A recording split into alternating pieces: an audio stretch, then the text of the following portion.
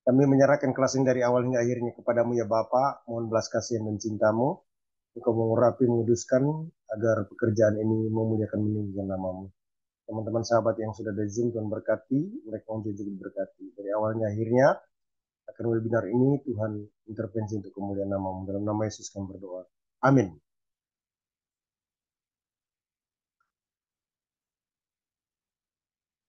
Oke ya, kita langsung lanjutkan ya.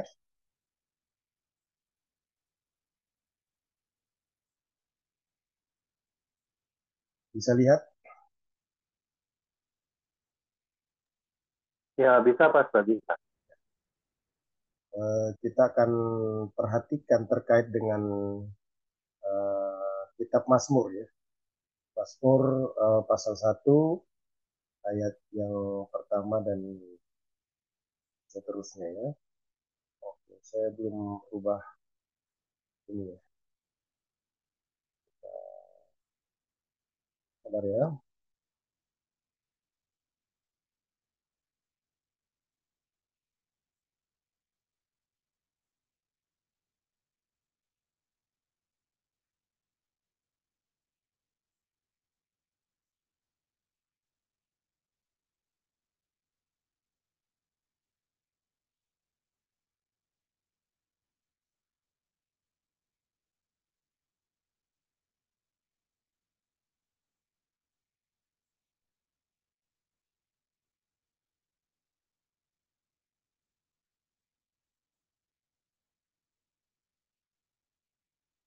Oke,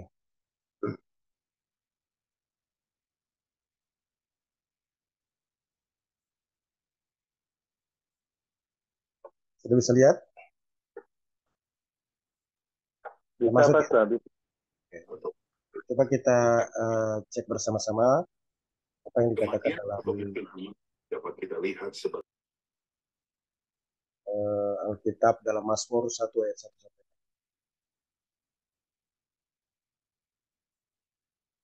Silakan semua buka Alkitabnya.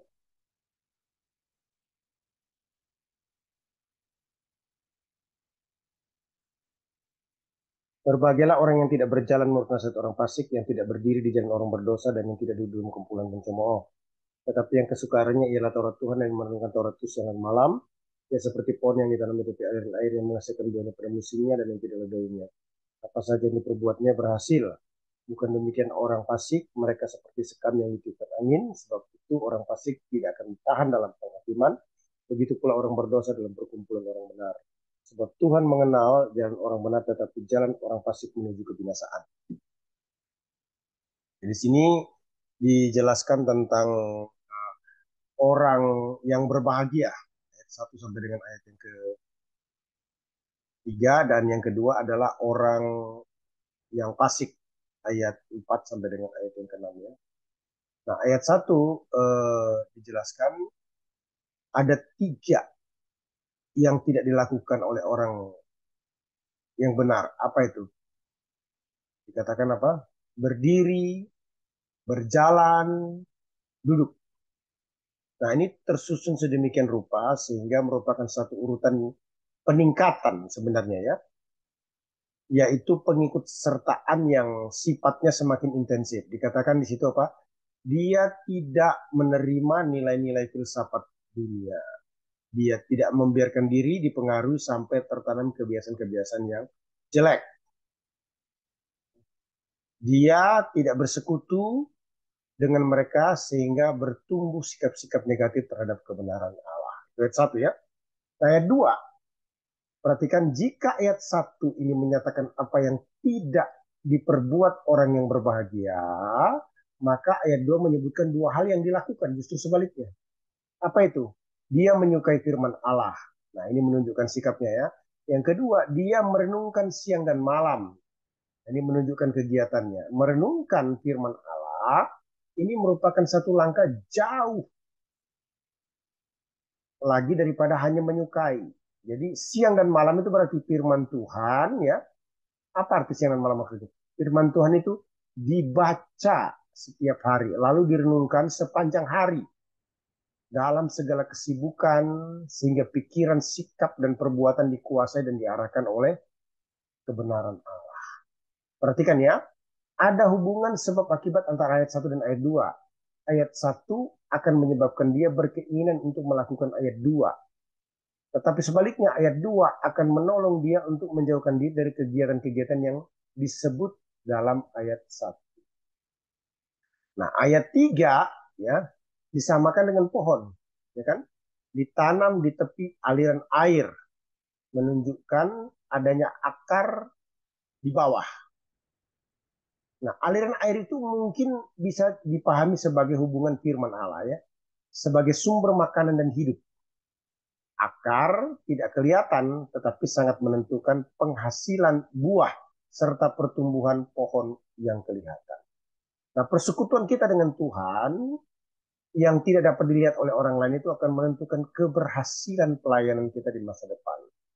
Dijelaskan juga menghasilkan buah pada musimnya. Buah ini apa? Merupakan pertumbuhan dalam hidup kita dan juga bagi orang lain karena pelayanan kita apa pada musimnya. Dikatakan menyatakan bahwa penghasilan buah ada pada musimnya. Kemudian tidak layu daunnya, artinya segar ya. Iman yang kuat dan yang dapat menghibur, menyegarkan orang yang lemah. Dikatakan dia akan berhasil. Dalam arti segala sesuatu mendatangkan kebaikan bagi orang yang mengasihi Allah. Roma 8:8 ya. Termasuk apa? Ujian kah, pencobaan kah, kegagalan lah. Ya, semuanya ya. Nah, Yeremia 17 ayat 5-8 merupakan nats yang sejajar dengan Mazmur ayat 1 sebenarnya ya. Yang menjelaskan orang fasik ternyata bukan saja orang yang berbuat jahat, tetapi juga orang yang mengandalkan manusia dan kekuatannya sendiri. Sedangkan orang berbahagia adalah orang yang mengandalkan Allah. Perhatikan Mazmur 1 ayat 4 sampai dengan 6. Orang yang fasik sekarang ini ya, lawan daripada orang yang berbahagia kan. Orang fasik disamakan dengan sekam yang ditiup angin. Ini berarti orang yang mengandalkan kekuatan diri sendiri, ya, dengan baik-baik, berarti tidak akan ada pendirinya yang kuat dan teguh. Dia akan diombang-ambingkan serta dibingungkan oleh nilai-nilai dan filsafat-filsafat dunia. Sekam ini apa? Benda yang kering, tak hidup, tidak berbuah dan tak berharga jika dibandingkan dengan pohon yang dijelaskan di dalam ayat 1 sampai dengan ayat yang ke ya, gitu ya. Ayat 5 sampai dengan ayat yang ke-6 ya, dikatakan pada penghakiman nanti bila Tuhan Yesus kembali orang fasik tidak akan tahan uji. Oleh karena orang berbahagia mengenal jalan Tuhan, maka Tuhan juga mengenal jalan orang yang berbahagia itu. Mengenal berarti apa? Adanya hubungan dan persekutuan pribadi, tetapi jalan orang fasik menuju kebinasaan. Ya, nah, Matius 7 ayat 13 dan 14 itu merupakan kesimpulan yang tepat dari Mazmur ayat 1, Mazmur pasal 1. Nah, secara ringkas bisa dikatakan begini. Mazmur 1 menunjukkan dua macam orang di dunia ini yang menempuh dua macam jalan dan menuju dua macam tujuan yang berbeda. Yang pertama, orang rohani mengandalkan Tuhan dengan merenungkan firman-Nya setiap hari akan berbuah dan berbahagia. Yang kedua, orang duniawi yang mengandalkan diri sendiri dan mengabaikan kebenaran Allah, ya, sambil berpegang pada hikmat dunia akan binasa. Gitu ya. Oke, coba kita lihat sekarang Mazmur 23. Coba salah seorang bacakan Mazmur 23. Silakan. Ada yang bisa Mazmur 23? Halo? Teman-teman? Ada? Ya, Pak. Ada. Ya, silakan. Oke, saya akan bacakan sini dalam Mazmur 23. Ya. Di bawah garis besar ini, Tuhan gembalaku yang baik. 1. Mazmur Daud. Tuhan adalah gembalaku, takkan kekurangan aku. Ia memberikan aku di padang yang berumput hijau. Ia membimbing aku ke air yang tenang. 3. Ia menyegarkan jiwaku. Ia menuntun aku di jalan yang benar oleh karena namanya. 4. Sekalipun aku berjalan dalam lembah kekelaman, aku tidak takut bahaya, sebab engkau besertaku, gadamu dan tongkatmu, itulah yang menghibur aku. 5. Engkau menyediakan hidangan bagiku di hadapan lawanku. Engkau mengurapi kepalaku dengan minyak, pialaku penuh berlimpah. 6. Kebajikan dan kemurahan belaka akan mengikuti aku seumur hidupku, dan aku akan diam dalam rumah Tuhan sepanjang masa. Amin. Ya, coba kita cek di sini dari Mazmur 23 ini kira-kira apakah pekerjaan Allah atau nama-nama Allah yang bisa kita lihat ya. Yang pertama itu Tuhan adalah gembalaku. Itu bahasa Ibrani Yehovah Roy. Tuhan adalah gembala kita ya. Roi. Jadi kalau ada nama Roi itu sebenarnya apa? Gembala. Tuhan adalah gembalaku. Yehovah Roy. Mazmur 23 ya. Bisa dicek juga sama dengan Yohanes 10 ayat yang ke-14. Kemudian yang kedua, takkan kekurangan aku. Yehovah Jireh. Tuhan adalah penyedia kita ya. Itu sama dengan dijelaskan dalam Kejadian 22 ayat 14. Ketiga, yang membimbing aku ke air yang tenang. Yehovah Shalom. Tuhan adalah damai kita. Hakim-Hakim 6 ayat 24, 2 Tesalonika 3 ayat 16. Terus ia menyegarkan jiwaku. Ayat 3 ya. Yehovah Rafa. Ya. Tuhan adalah penyembuhku. Penyembuh kita ya. Keluaran 15 ayat 26. Ayat 3, yang menuntun aku di jalan yang benar. Yehovah Cid. Tuhan adalah kebenaran kita. Yeremia 23 ayat 6, 33 ayat 16. Kemudian, aku tidak takut bahaya. Ayat 4, Yehovah Nisi. Tuhan adalah panji-panji kita. Keluaran 17 ayat yang kelima. Kemudian ayat keempat, engkau beserta aku. Yehovah Syama. Tuhan adalah hadir atau beserta kita. Yeskiel 48 ayat 35, Wahyu 21 ayat yang ketiga. Engkau mengurapi kepalaku dengan minyak.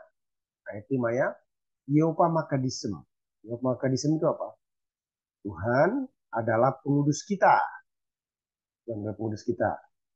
Itu bisa dicek dalam Keluaran 31 ayat 13 dan Yohanes 17 ayat yang ke-17. Baik. Selanjutnya, siapa yang mau bacakan untuk Mazmur 88 ayat 40 ayat 14 sampai 39? Silakan.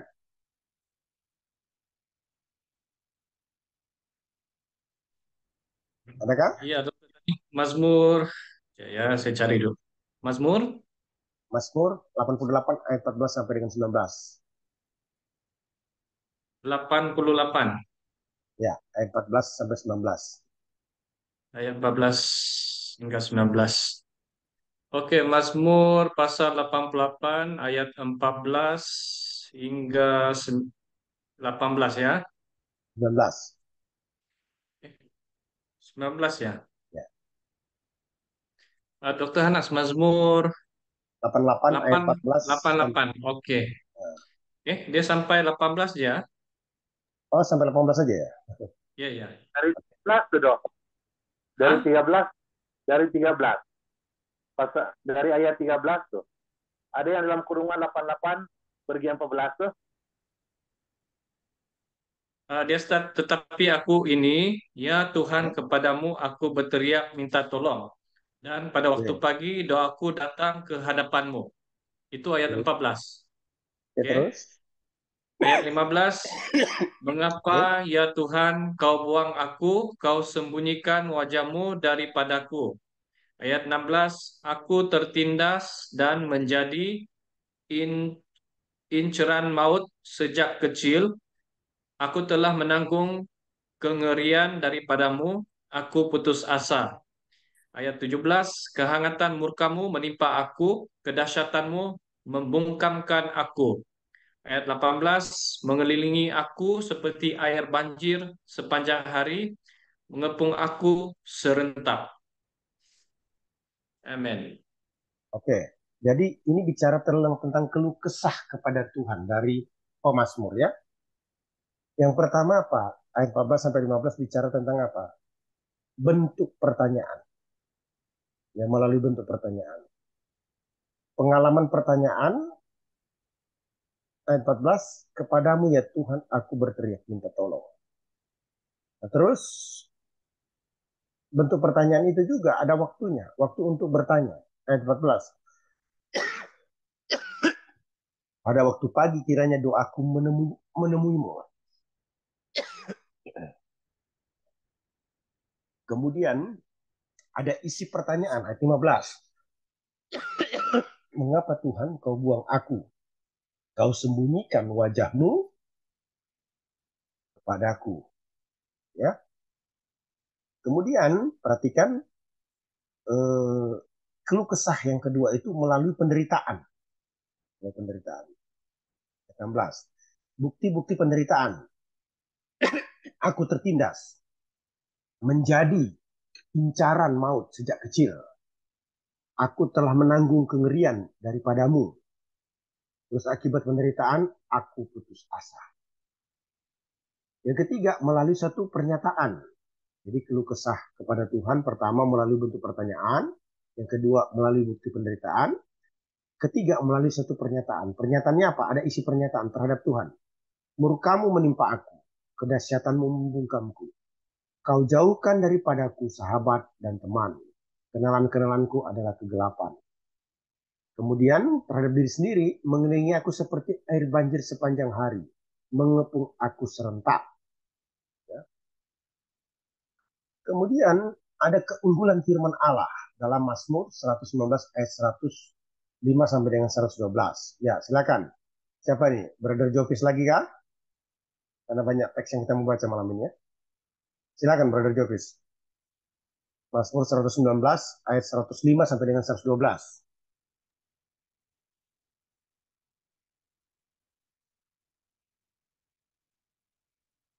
Bentar ya.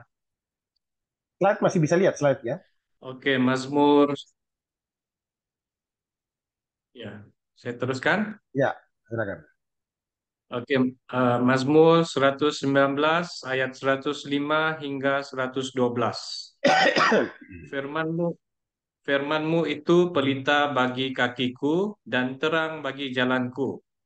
Aku telah bersumpah dan aku akan menepatinya untuk berpegang pada hukum-hukum-Mu yang adil. Aku sangat tertindas, ya Tuhan. Hidupkanlah aku sesuai dengan firman-Mu. Kiranya persembahan sukarela yang berupa puji-pujian berkenaan kepadamu, ya Tuhan, dan ajarkanlah hukum-hukum-Mu kepadaku. Aku selalu mempertaruhkan nyawaku, namun Taurat-Mu tidak kulupakan.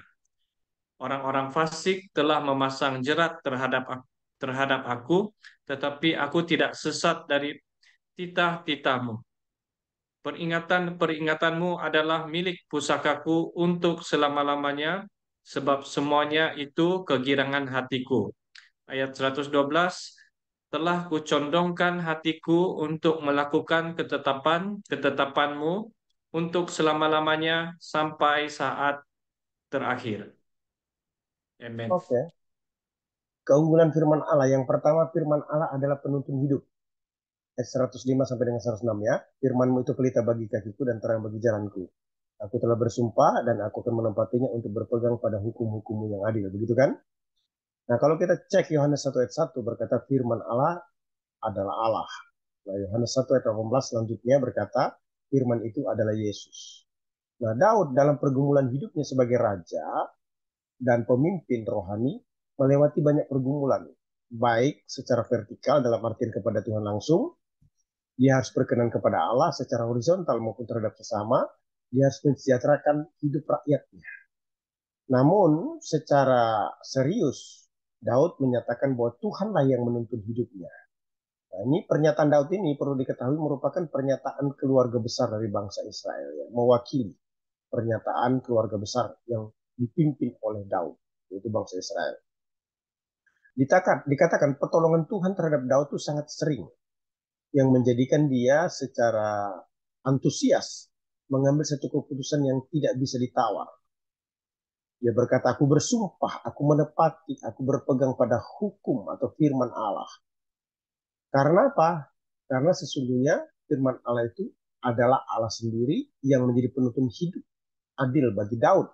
Dan Daud menyadari bahwa tidak ada yang lain yang sanggup menuntun memimpinnya kecuali Tuhan atau firman-Nya. Bahkan Daud juga memuji karya Allah sehingga memberi diri untuk berpegang atau melakukan firman Allah. Yang kedua, firman Allah adalah jaminan hidup. Mazmur 119 ayat 107 sampai 110 ya. Aku sangat tertindas ya Tuhan, hidupkanlah aku sesuai dengan firman-Mu. Kiranya persembahan sukarela yang berupa puji-pujian berkenan kepadamu ya Tuhan. Dan ajarkanlah hukum-hukum-Mu kepadaku. Aku selalu mempertaruhkan nyawaku, namun Taurat-Mu tidak kulupakan. Orang-orang fasik telah memasang jerat terhadap aku, tetapi aku tidak sesat dari titah-titah. Nah, Daud terjepit, tertindas karena beratnya dan banyaknya masalah yang dia hadapi, namun ia memiliki keyakinan yang kuat bahwa Allah lebih dari sekedar sanggup untuk menolong. Dikatakan, hidupkanlah aku dengan firman-Mu. Janji pertolongan itu datangnya dari Tuhan ya. Mazmur 124 ayat 8. Karena fakta tidak dapat disangkal, ada jaminan pertolongan dari Tuhan, yaitu keberhasilan, keberuntungan, atau keselamatan ya. Maka Daud memuji Tuhan atau bersaksi, ayat 108a. Dan tetap komitmen untuk hidup di dalam firman Allah, ayat 108 bagian B. Nah, ayat 109, Daud berani mati. Dikatakan, aku mempertaruhkan nyawaku. Karena berpegang atau konsisten pada firman Allah. Dikatakan ayat 109 bagian B, Taurat-Mu tidak kulupakan.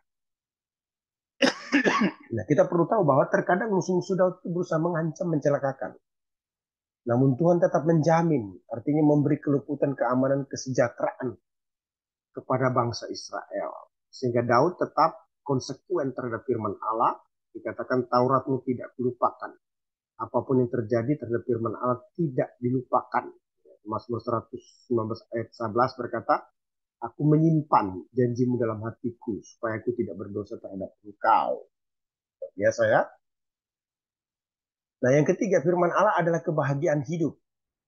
Ayat 111 sampai 112. Peringatan-peringatanmu adalah milik pusakaku untuk selama-lamanya, sebab semuanya itu kegirangan hatiku. Telah kucondongkan hatiku untuk melakukan ketetapan-ketetapan untuk selama-lamanya sampai saat terakhir. Jadi yang menjadi aset, warisan andalan hidup bagi Daud adalah Allah atau firman-Nya. Kenapa? Karena pengalamannya telah terbukti. Membuat dia girang satu situasi kondisi yang lebih dari sekedar sukacita ya. Girang ya. Kenapa? Karena ada kebahagiaan yang melampaui akal. Nah, timbul pertanyaan, ayat 112 Daud condong meletakkan hatinya untuk melakukan perintah Allah selama-lamanya hingga akhir hayat. Gitu? Oke. Kemudian pertanyaan, apa sih sebenarnya masalah terbesar yang membuat Daud bergirang, bahagia? Ternyata Mazmur 32 ayat 1 sampai dengan ayat yang kedua. Apa itu? Daud mengalami pengampunan dosa setelah dia berbuat zina dengan Bathsheba. Ya, coba kita cek ya. Mazmur, kita bacakan ya. Mazmur 32 ayat 1 sampai dengan ayat kedua. Dari Daud nyanyian pengajaran. Berbahagialah orang yang diampuni pelanggarannya, yang dosanya ditutupi. Berbahagialah manusia yang kesalahannya tidak diperhitungkan Tuhan, dan yang tidak berjiwa penipu. Oke, masih bisa slide? Masih bisa lihat slide saya? Masih, Pastor. Masih. Oke. Lanjutkan ya. Tinjauan Alkitabiah mengenai istri yang idam-idamkan oleh setiap suami menurut kitab Amsal. Jadi ini Bapak Ibu bisa sampaikan di ibadah kaum pria atau kaum wanita ya. Jadi seperti apa sebenarnya istri yang diharapkan diinginkan oleh suami menurut kitab Amsal? Yang pertama itu istri yang diberikan Tuhan menjadikan suami merasa selalu berbahagia dan mencintainya. Jadi kalau dapat istri itu pemberian Tuhan, maka suami akan berbahagia dan mencintainya. Kenapa?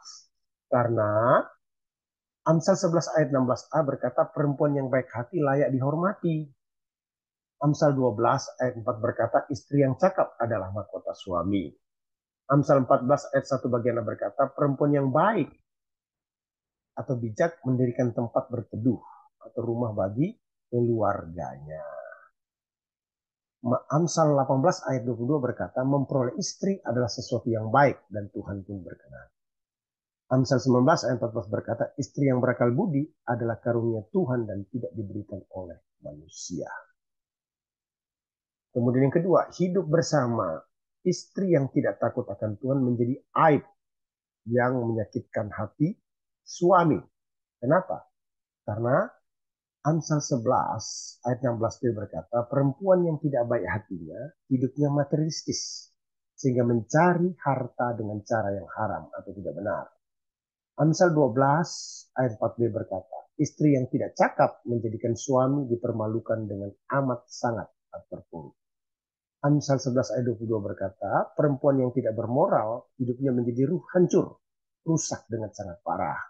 Amsal 21 ayat 9, ayat 19, pasal 25 ayat 24, pasal 19 ayat 13 bagian B berkata, perempuan yang suka bertengkar dan pemarah adalah malapetaka yang harus dihindari.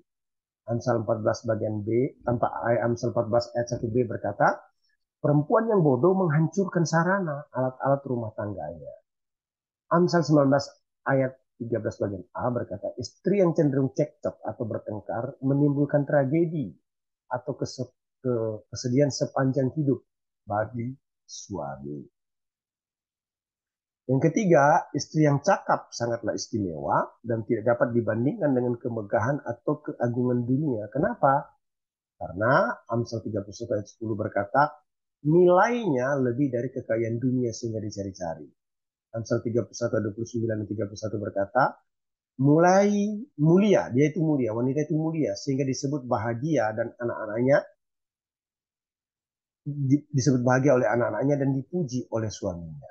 Amsal 31 ayat 29 berkata, menjadi sangat spesial di mata suami walaupun ada banyak wanita lain yang telah berbuat baik. Amsal 31 ayat 30 berkata, nilainya lebih dari keindahan penampilan fisik sebab ia takut akan Tuhan.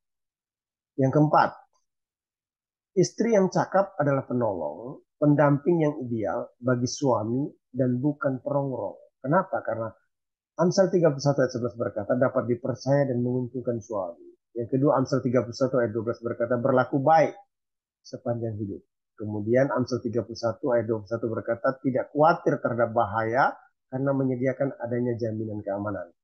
Amsal 31 ayat 22 berkata, memelihara keindahan diri, penampilan fisik agar menyenangkan. Amsal 31 ayat 23 berkata, berusaha untuk selalu memelihara keutuhan keluarga atau menjaga etika suami istri.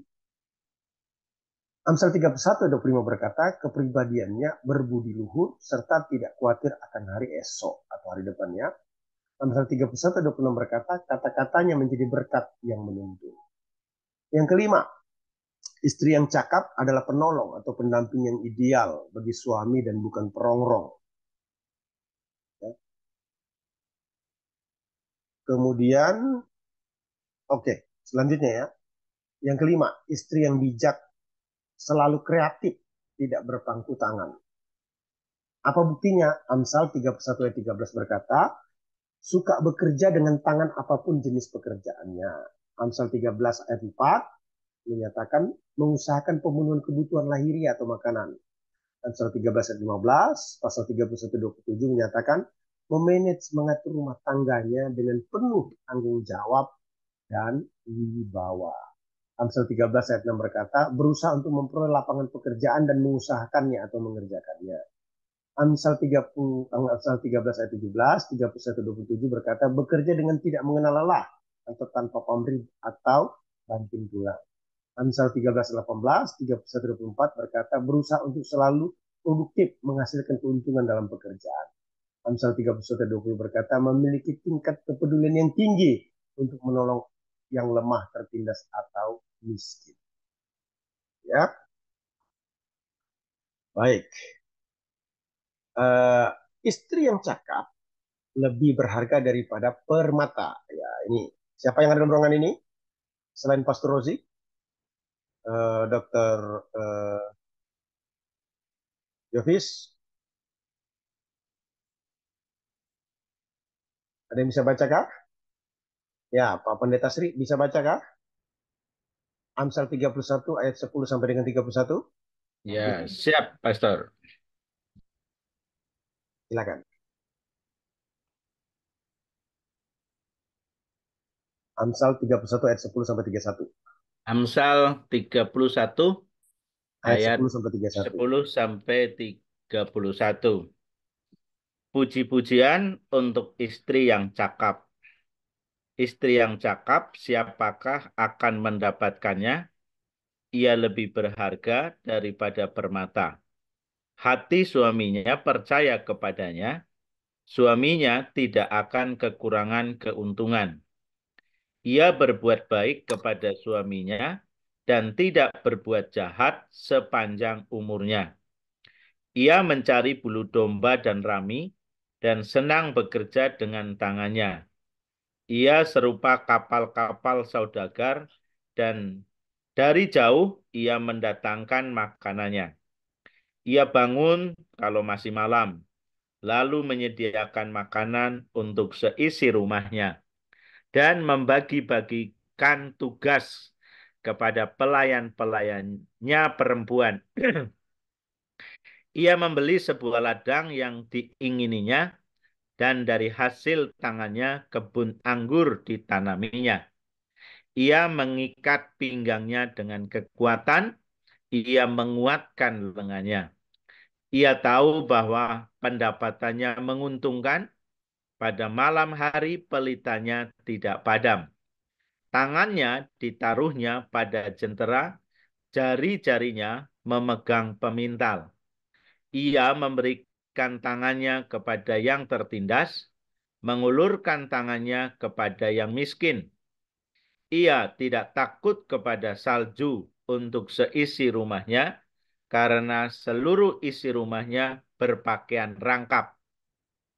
Ia membuat bagi dirinya permadani, lenan halus, dan kain ungu pakaiannya. Suaminya dikenal di pintu gerbang, kalau ia duduk bersama-sama para tua-tua negeri. Ia membuat pakaian dari lenan dan menjualnya. Ia menyerahkan ikat pinggang kepada pedagang. Pakaiannya adalah kekuatan dan kemuliaan. Ia tertawa tentang hari depan. Ia membuka mulutnya dengan hikmat. Pengajaran yang lemah lembut ada di lidahnya. Ia mengawasi segala perbuatan rumah tangganya. Makanan kemalasan tidak dimakannya. Anak-anaknya bangun dan menyebutnya berbahagia. Pula suaminya memuji dia. Banyak wanita telah berbuat baik, tetapi kau melebihi mereka semua. Kemolekan adalah bohong dan kecantikan adalah sia-sia. Tetapi istri yang takut akan Tuhan dipuji-puji. Berilah kepadanya bagian dari hasil tangannya. Biarlah perbuatannya memuji dia di pintu-pintu gerbang. Amin. Oke. Yang pertama, istri yang cakap lebih berharga daripada permata. Kenapa? Ia wanita yang baik. Kenapa disebut wanita baik? Pertama itu rajin, rajin kerja. Perhatikan ayat 13, 15, dan 19. Senang bekerja dengan tangan. Apalagi disebut baik? Membuat rencana dengan bijaksana. Ayat 16. Ia membeli sebuah ladang. Apalagi disebut baik? Berhati tulus. Ayat 25. Pakaiannya adalah kekuatan dan kemuliaan. Kemudian, istri yang cakap lebih berharga daripada permata karena ia adalah istri yang baik.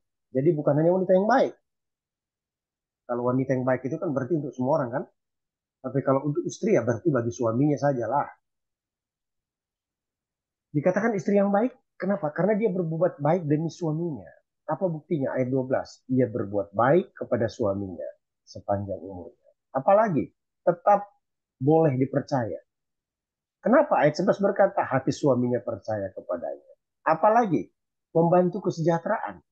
Ya, suaminya dikenal di pintu gerbang, ia duduk bersama-sama. Ya, bla bla bla gitu ya. Dengan para apa gitu ya. Kemudian yang ketiga, istri yang cakap lebih berharga daripada permata. Karena apa? Ia ibu yang baik. Kenapa kok ibu yang baik? Yang pertama, membuat pakaian bagi seisi rumahnya. Dikatakan ayat 21, seluruh isi rumahnya berpakaian rangkap. Dikatakan ibu yang baik karena memberi makan kepada seisi rumahnya. Ayat 15, menyediakan makanan untuk seisi rumahnya. Dikatakan ibu yang baik karena berbelanja dengan bijaksana.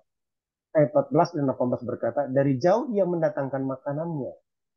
Karena yang dari dekat kurang baik jenisnya rupanya ya. Istri yang cakap lebih berharga daripada permata. Yang keempat, karena ia baik kepada sesamanya. Kok dikatakan baik kepada sesamanya? Iya. Karena suka menolong orang miskin. Ayat 20, mengulurkan tangan kepada yang miskin. Apalagi suka membantu orang yang kekurangan. Ayat 20, memberi tangannya kepada yang tertindas. Apalagi suka berkata-kata dengan ramah. Ayat 26, pengajaran yang lemah lembut ada di lidah. Wow, luar biasa ya. Istri yang cakap lebih berharga daripada permata. Nilainya lebih berharga daripada permata. Ujiannya, anak-anaknya bangun dan menyebutnya berbahagia. Keunggulannya melebihi mereka semua. Rahasianya apa? Satu, istri yang takut akan Tuhan. Wow, keren ini ya. Ini umat senang dengarkan ini. Betul nggak? Betul. Bagaimana? Ada respon tanggapan? Kehebatan kita Pak Amsal? Belum mungkin ya.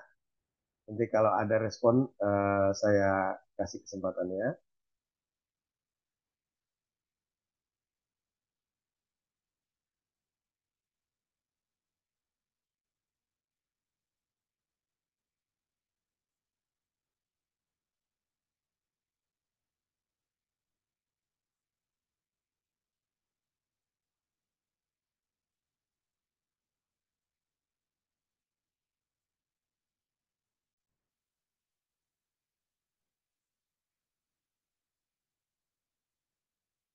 Kitab Nabi Yesaya. Yesaya tinggal di Yerusalem pada paruh terakhir periode kerajaan Israel, dan dia mewakili Allah berbicara Bisa didengar, Pak Sri? Gambar muncul? Ya, bisa, Pastor. kepada para pemimpin Yerusalem dan Yehuda. Pertama-tama, dia berbicara tentang penghakiman Allah. Dia memperingatkan para pemimpin Israel yang jahat bahwa akan ada harga yang harus dibayar atas pemberontakan mereka terhadap perjanjian mereka dengan Allah. Bahwa Allah akan memakai kerajaan-kerajaan besar, yaitu Asyur, setelah itu Babel, untuk menghakimi Yerusalem jika mereka tetap menyembah berhala dan menindas orang miskin. Namun pesan penghakiman ini dibarengi dengan pesan pengharapan. Yesaya sungguh percaya bahwa suatu hari nanti Allah akan menggenapi semua janjinya, bahwa ia akan mengutus seorang raja dari keturunan Daud untuk mengokohkan kerajaan Allah. Ingat 2 Samuel 7, bahwa ia akan menuntun Israel menaati hukum-hukum perjanjian yang dibuat di Gunung Sinai. Ingat Keluaran pasal 19. Dan semua ini terjadi supaya berkat dan keselamatan dari Allah akan mengalir ke segala bangsa, seperti yang telah dijanjikan Allah kepada Abraham dalam Kejadian pasal 12. Dan pengharapan inilah yang mendorong Yesaya untuk berbicara melawan kejahatan dan penyembahan berhala Israel di zamannya. Nah, desain sastra kitab ini cukup rumit, tetapi ada satu cara mudah untuk melihat bagaimana semuanya berpautan. Pasal 1 hingga 39 terdiri dari 3 bagian besar yang berisi peringatan Yesaya mengenai penghakiman atas Israel. Dan semuanya berujung pada sebuah kejadian yang disebutkan di akhir pasal 39, kejatuhan Yerusalem dan pembuangan ke Babel. Namun di pasal 1 hingga 39 juga terdapat pesan pengharapan bahwa setelah pembuangan, semua janji Allah akan digenapi. Dan pasal 40 hingga 60 berbicara tentang janji pengharapan tersebut dan menjabarkannya lebih lanjut. Dalam video ini, kita akan fokus membahas pasal 1 hingga 39. Bagian besar pertama berfokus pada penglihatan Yesaya mengenai penghakiman dan harapan bagi Yerusalem. Dan itu dimulai saat Yesaya mendakwa para pemimpin Yerusalem yang berontak terhadap perjanjian dengan Allah, menyembah berhala, dan berlaku tidak adil. Maka Allah berfirman, ia akan menghakimi kota tersebut dengan mengirim bangsa-bangsa untuk menaklukkan Israel. Yesaya berkata bahwa ini akan seperti api pemurnian yang membakar habis semua yang tidak berguna di Israel, untuk menciptakan Yerusalem baru yang dihuni oleh sisa orang Israel yang telah bertobat dan kembali kepada Allah. Dan Yesaya berkata bahwa pada saat itulah kerajaan Allah akan datang, dan semua bangsa akan datang di bait Allah di Yerusalem dan menemukan keadilan Allah yang membawa era kedamaian dan harmoni universal. Nah, inilah alur cerita dasar Yerusalem lama, penghakiman yang memurnikan menuju Yerusalem baru yang akan diulang-ulang di sepanjang kitab ini dengan penambahan detail-detail yang semakin banyak. Jadi, di tengah-tengah bagian ini ada penglihatan hebat Yesaya di mana Tuhan duduk di tahtanya dalam bait suci dan dikelilingi oleh makhluk surgawi yang berseru, "Kudus, kudus, kuduslah Tuhan." Dan Yesaya tiba-tiba menyadari betapa najisnya dia dan umat Israel. Dan dia yakin bahwa dia akan dihancurkan oleh kekudusan Allah, namun ternyata tidak. Kekudusan Allah dalam bentuk bara yang menyala-nyala datang dan membakarnya, tapi bukan untuk memusnahkan, melainkan memurnikan dia dari dosa-dosanya. Dan saat Yesaya merenungkan pengalaman aneh ini, Allah memberikan tugas yang sangat sulit baginya, Dia harus terus memberitakan penghakiman yang akan datang ini. Akan tetapi karena Israel telah mencapai titik di mana mereka tidak bisa kembali, peringatannya akan memiliki efek paradoks yang justru mengeraskan hati mereka. Tetapi Yesaya harus percaya rencana Tuhan. Israel akan ditebang seperti pohon dan ditinggalkan seperti tunggul di ladang. Dan tunggul itu sendiri akan terbakar dan hangus. Tetapi setelah hangus, Tuhan berkata bahwa tunggul yang membara ini merupakan tunas yang kudus yang akan bertahan hingga masa mendatang. Ini adalah tanda kecil akan harapan, tetapi siapakah atau apakah tunas kudus itu? Sisa bagian ini memberikan jawabannya. Yesaya menghadap Ahaz, keturunan Daud dan Raja Yerusalem, dan memberitakan kejatuhannya. Allah berfirman bahwa kerajaan Asyur yang pertama-tama akan menebang Israel dan menghancurkan negeri itu. Tetapi masih ada harapan. Karena janji Allah kepada Daud, setelah penghancuran ini ia akan mengutus raja baru bernama Immanuel, yang artinya Allah beserta kita. Dan kerajaan Immanuel akan membebaskan umat Allah dari kerajaan-kerajaan penindas yang kejam. Dan Yesaya menggambarkan raja ini seperti tunas kecil yang akan muncul dari tunggul lama keluarga Daud. Raja ini adalah tunas kudus yang dimaksud dalam pasal 6.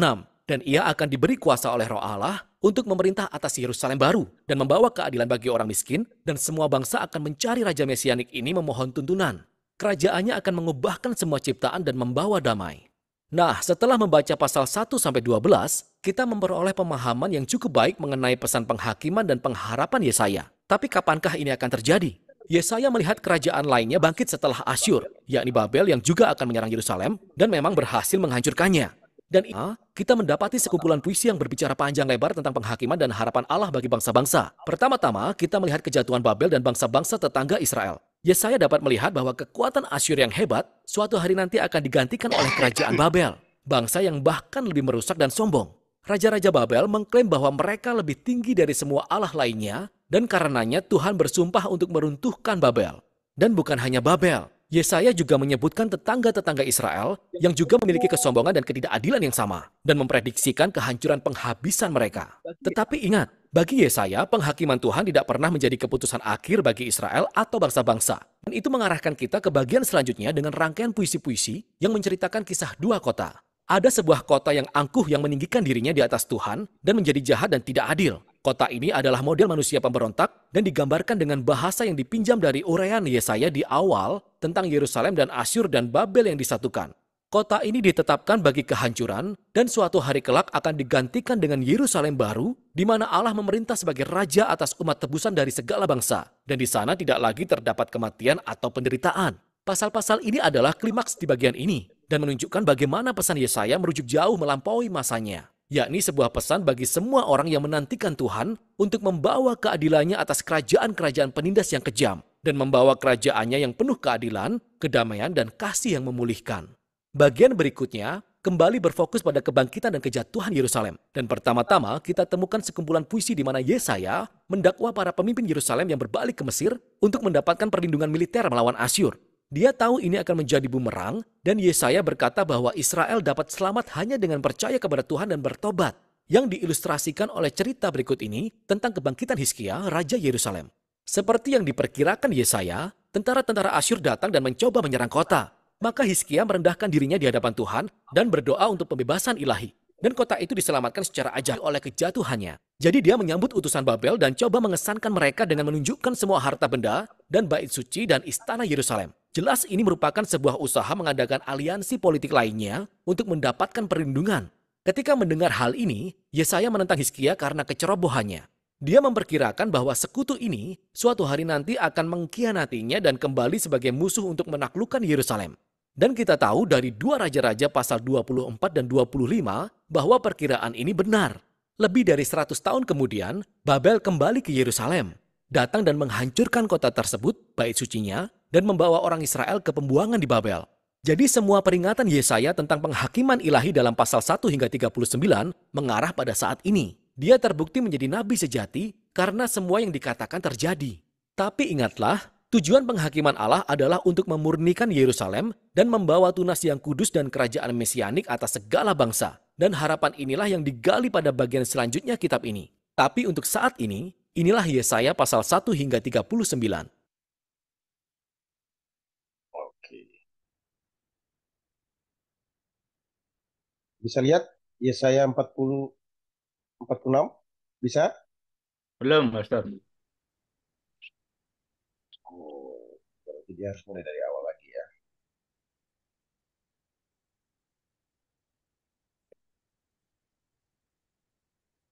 Nah, ini sudah kelihatan? Belum. 40, Yesaya 40. Belum, masih baru PPT-nya aja tulisan Yesaya 40 sampai 66. Kitab Ya, Nabi Yesaya. Pada video pertama, kita menggali pasal 1 hingga 39, yang merupakan pesan Yesaya tentang penghakiman dan harapan bagi Yerusalem. Dia menuduh para pemimpin Yerusalem memberontak melawan Allah dan berkata bahwa melalui Asyur dan Babel, kerajaan Israel akan diruntuhkan sebagai bagian penghakiman Allah. Dan pasal 39 diakhiri dengan Yesaya memprediksikan jatuhnya Yerusalem ke tangan Babel dan pembuangan. Dan 100 tahun setelah Yesaya, sayangnya semua hal ini terjadi. Namun harapan Yesaya yang lebih besar adalah untuk Yerusalem baru yang dimurnikan, di mana kerajaan Allah akan dipulihkan melalui Raja Mesianik masa depan 40 dan seterusnya, membahas harapan yang lebih besar ini. Bagian utama yang pertama, pasal 40 hingga 48, dibuka dengan berita pengharapan dan penghiburan bagi Israel. Mereka diberitahu bahwa pembuangan ke Babel telah berakhir dan dosa Israel telah dihapus. Dan era baru sedang dimulai sehingga mereka semua harus kembali pulang ke Yerusalem, di mana Allah sendiri akan membawa kerajaannya dan semua bangsa akan melihat kemuliaannya. Nah, mari berhenti sejenak, karena berita pembuka ini menimbulkan pertanyaan besar, yaitu siapa yang menyatakan hal ini? Suara siapakah yang kita dengar dalam kalimat pengharapan ini? Perspektif Nabi dalam pasal-pasal ini adalah dari seseorang yang hidup setelah pembuangan, dengan kata lain, dalam periode waktu yang digambarkan Esra dan Nehemia. Tetapi Yesaya meninggal 150 tahun sebelum semuanya itu. Jadi bagaimana seharusnya kita memahaminya? Ada banyak orang yang berpikir itu masih Yesaya dalam masanya sendiri yang sedang berbicara. Tapi dia telah dibawa secara profetik, bisa dikatakan demikian, ke masa 200 tahun kemudian. Dan bahwa dia berbicara kepada generasi masa depan, kitab Yesaya sendiri memberikan beberapa petunjuk bahwa ada sesuatu yang lain yang mungkin terjadi.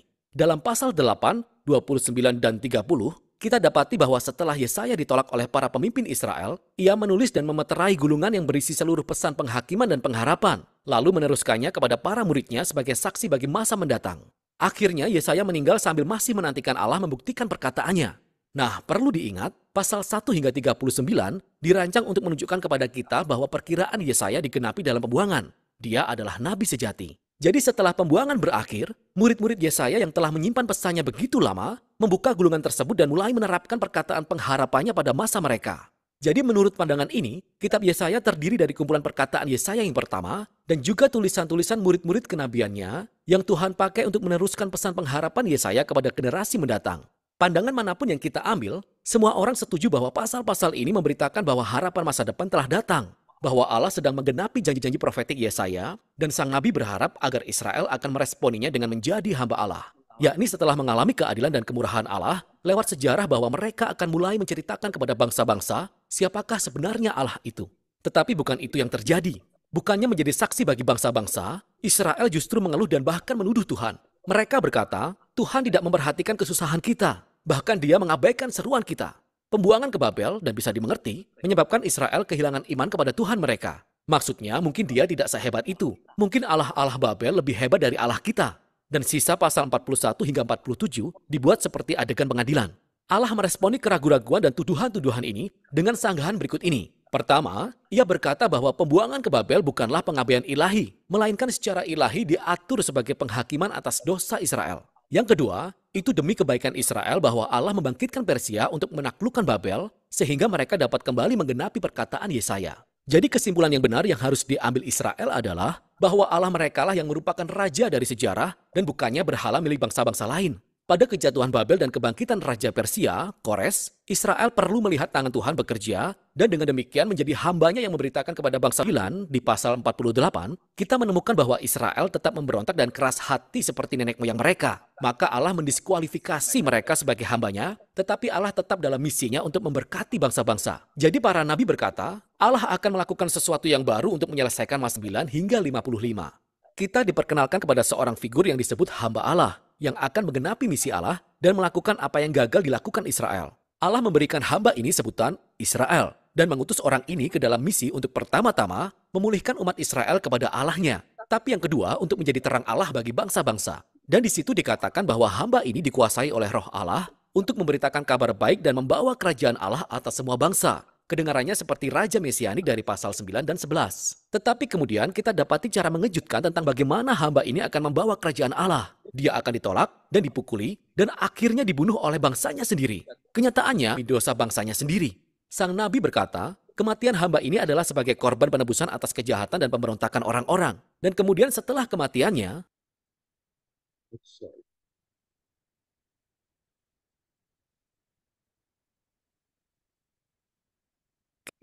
kitab Nabi Yesaya pada merupakan pesan Yesaya tentang penghakiman dan harapan bagi Yerusalem.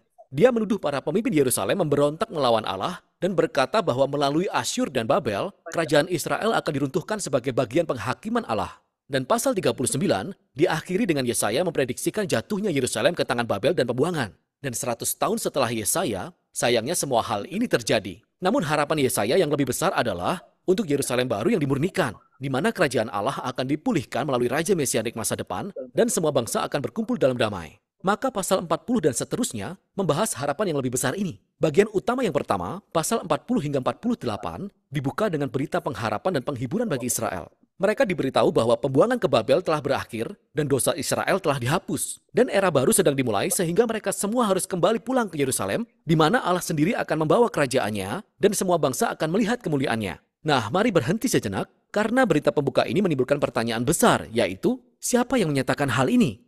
Suara siapakah yang kita dengar dalam kalimat pengharapan ini? Perspektif Nabi dalam pasal-pasal ini adalah dari seseorang yang hidup setelah pembuangan, dengan kata lain, dalam periode waktu yang digambarkan Esra dan Nehemia. Tetapi Yesaya meninggal 150 tahun sebelum semuanya itu. Jadi bagaimana seharusnya kita memahaminya?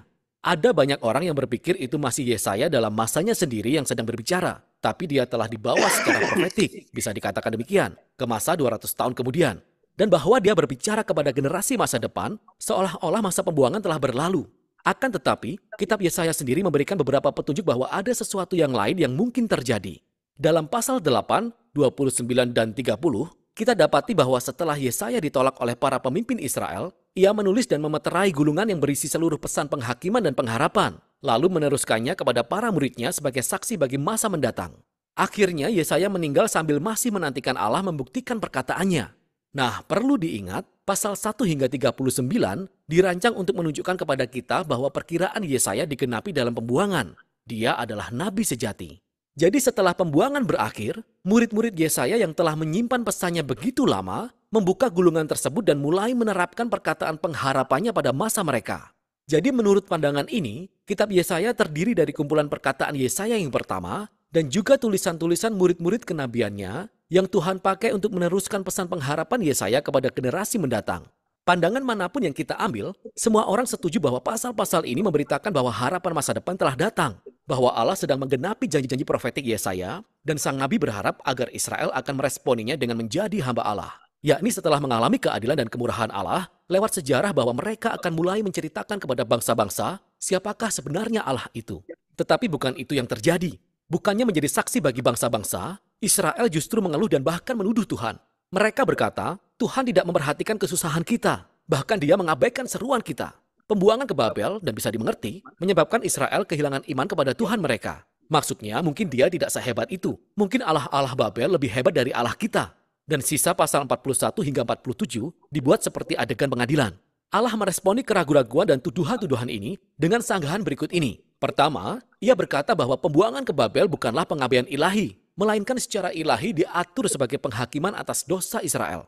Yang kedua, itu demi kebaikan Israel bahwa Allah membangkitkan Persia untuk menaklukkan Babel sehingga mereka dapat kembali menggenapi perkataan Yesaya. Jadi kesimpulan yang benar yang harus diambil Israel adalah bahwa Allah merekalah yang merupakan raja dari sejarah dan bukannya berhala milik bangsa-bangsa lain.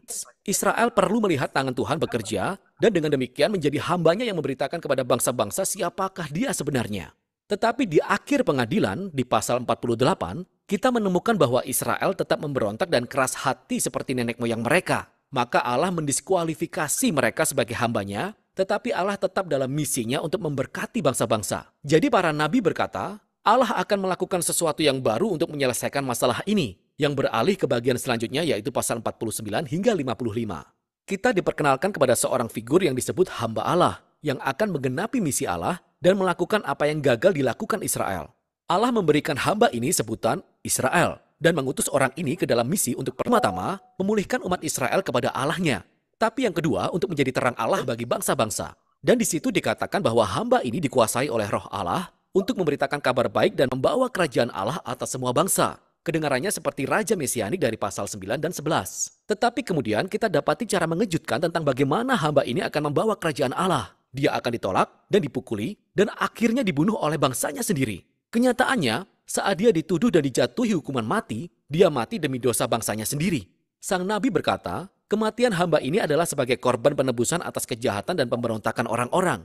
Dan kemudian setelah kematiannya, tiba-tiba hamba itu hidup kembali. Dan kita mendengar bahwa oleh kematiannya, ia menyediakan jalan untuk membenarkan orang-orang, yakni menempatkan mereka dalam hubungan yang benar dengan Allah. Dan bagian ini diakhiri dengan menggambarkan dua cara bagaimana orang-orang dapat meresponi hamba ini. Beberapa akan meresponinya dengan kerendahan hati dan berbalik dari dosa-dosanya serta menerima apa yang dilakukan hamba Allah bagi mereka. Orang-orang ini disebut para hamba dan juga tunas. Ingat tunas kudus dari pasal 6. Mereka adalah orang-orang yang akan menikmati berkat kerajaan mesianik. Tetapi ada orang lain yang disebut orang-orang jahat yang menolak hamba tersebut dan hamba-hambanya yang kemudian membawa kita ke bagian terakhir kitab ini, pasal 56 hingga 66, di mana para hamba tersebut mewarisi kerajaan Allah. Pasal-pasal ini dirancang dengan indah sebagai simetri yang menyatukan semua tema kitab ini. Di bagian inti terdapat 3 puisi indah yang menggambarkan bagaimana hamba yang dikuasai roh memberitakan kabar baik kerajaan Allah kepada orang miskin. Dan dia menegaskan kembali semua janji pengharapan dari awal kitab ini. Yerusalem baru yang dihuni oleh para hamba Allah akan menjadi sumber mengalirnya keadilan dan kemurahan dan berkat Allah kepada bangsa-bangsa di bumi. Dan puisi ini dikelilingi oleh 2 doa panjang tentang pertobatan di mana para hamba tersebut mengakui dosa Israel dan mereka berduka atas semua kejahatan yang mereka lihat di dunia sekeliling mereka. Maka mereka meminta Allah untuk mengampuni mereka dan agar kerajaannya akan datang di bumi seperti di surga. Sekarang di setiap sisi doa-doa ini adalah kumpulan lebih banyak puisi yang membedakan nasib para hamba dengan nasib orang-orang jahat yang menganiaya mereka. Allah berkata, Ia akan menyatakan keadilannya pada semua orang yang mencemari dunianya yang baik dengan kejahatan dan keegoisan dan penyembahan berhala mereka. Dan Ia akan mengeluarkan mereka dari kotanya selamanya. Tetapi hamba-hambanya, orang-orang yang merendahkan hati di hadapan Allah dan bertobat dan mengakui kejahatan mereka, mereka diampuni dan mereka akan mewarisi Yerusalem baru yang kita ketahui sebagai gambaran ciptaan baru, di mana kematian dan penderitaan telah hilang selamanya. Dan ini membawa kita ke bagian terluar kitab ini. Di dunia baru kerajaan Allah, orang-orang dari semua bangsa diajak datang dan bergabung dengan keluarga perjanjian Allah supaya setiap orang dapat mengenal pencipta dan pembebas mereka. Jadi kitab Yesaya ditutup dengan sebuah visi agung mengenai penggenapan semua janji perjanjian Allah. Lewat penderitaan Raja Hamba, Allah menciptakan keluarga perjanjian dari segala bangsa yang menanti harapan akan keadilan Allah dan membawa ciptaan yang telah dibaharui di mana kerajaan Allah akhirnya datang di bumi seperti di surga. Dan itulah harapan yang sangat kuat dari kitab Yesaya.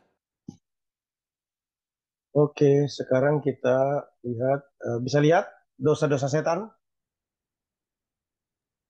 Ya, Bisa? bisa Pastor. Sahabat, Pak. Kalau kita perhatikan Yesaya 14 ayat 12 sampai 20 itu bicara tentang dosa-dosa setan ya. Nah, dosa setan itu ada di dalam dirinya. Dan dirinya ya. Yeskiel 28 ayat 15 ya. Setan diciptakan sempurna. Allah tidak dapat dipersalahkan sebagai penyebab dosa setan.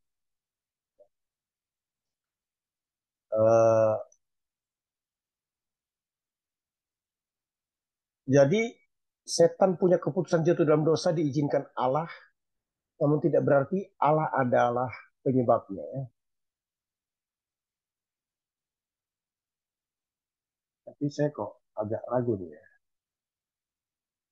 Jangan-jangan ini bukan Yesaya ini ya, Yeskiel ya. Coba kita cek dulu. Coba kita cek sama-sama. Yesaya atau Yeskiel?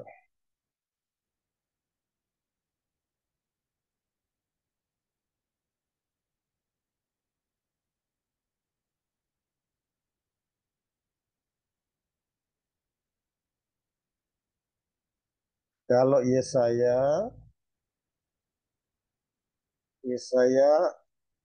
14 ya. Ayat 12. Wah, engkau sudah jatuh di langit, hai putri. Oh ya, betul ya. Iya, itu. Betul. Saya takut salah nih. Karena biasanya pakai kitab Yeskiel ya. Jadi teologi yang benar itu dosa itu bukan diciptakan Tuhan, tapi itu merupakan keputusan yang mengakibatkan si setan jatuh dalam dosa. Nah, pribadinya dijelaskan dalam ayat 12, 15-20 kan namanya disebut Lucifer, putra fajar ya. Dikatakan ayat 13, aku hendak. Ada 5 kali yang menunjukkan kesombongan daripada si Lucifer itu ya. Pertama, aku hendak naik ke langit. Jadi setan memang mempunyai hak untuk masuk ke langit. Istilahnya kan aku hendak naik ke langit, menyatakan keinginan untuk menguasai dan tetap tinggal di langit. Artinya apa itu? Dalam keadaan yang setara dengan Allah. Yang kedua, aku hendak mendirikan tahtaku mengatasi atau lebih tinggi dari bintang-bintang Allah. Nah, ini bisa berarti apa? Bintang-bintang sungguhan atau malaikat-malaikat ya. Nah, bila bintang-bintang menyatakan malaikat, berarti setan ingin memerintah dan menguasai semua malaikat. Nah, kalau itu dipahami sebagai bintang-bintang, berarti berkilauan ingin memerintah di tingkap-tingkap langit. Yang ketiga, aku hendak duduk di atas pertemuan di sebelah utara. Ini memperlihatkan ambisi setan untuk menguasai alam semesta sebagaimana yang dilakukan oleh kumpulan dewa-dewa orang Babel ya. Yang keempat, aku hendak naik mengatasi ketinggian awan-awan. Setan menginginkan kemuliaan yang dimiliki Allah. Awan-awan itu kan seringkali digambarkan sebagai kehadiran Allah ya. Keluaran 16 ayat 10, Wahyu 19 ayat 1. Yang kelima, aku hendak menjadi yang maha tinggi. Jadi setan ingin menjadi seperti atau menyamai Allah. Setan ingin berkuasa seperti Allah, setan ingin menjalankan otoritas dan kuasanya di dunia ini, yang sebenarnya apa? Hanya menjadi milik Allah. Dosa setan itu merupakan satu tantangan langsung terhadap kuasa dan otoritas Allah. Apa bedanya dengan dosa kita? Kalau kita itu tidak langsung pada kuasa dan otoritas Allah, kita bukan sumber dosa, tapi kita menerima dosa warisan atau imputasi. Nah, Yesaya 14 ayat 12 sampai 20 dipahami 4 hal. Ya. Yang pertama, pandangan tersebut menunjukkan pada kejatuhan Raja Babel seperti yang disebutkan pada ayat 4. Ya, yang kedua, bagian Yesaya 14 ayat 12 sampai 20 ini hanya mengisahkan tentang kejatuhan setan. Yang ketiga, pandangan yang menyatakan bahwa pandangan nomor 1 yang menyatakan ini kejatuhan Babel, dan yang kedua dipahami sebagai Raja Babel atau setan sebagai gambaran dari kejatuhan antikristus yang akan datang. Yang keempat, kemungkinan besar kebenaran ini mencakup semua hal yang terkait. Bisa bicara tentang kejatuhan Babel sebagai tipe atau bayangan daripada kejatuhan setan, dan juga ini bisa terjadi di masa antikris. Nah, ingat perjanjian baru menyebut dosa setan sebagai apa? Kesombongan, kecongkakan, keangkuhan. 1 Timotius 3 ayat yang ke-6. Ya. Oke, kita lanjutkan ya.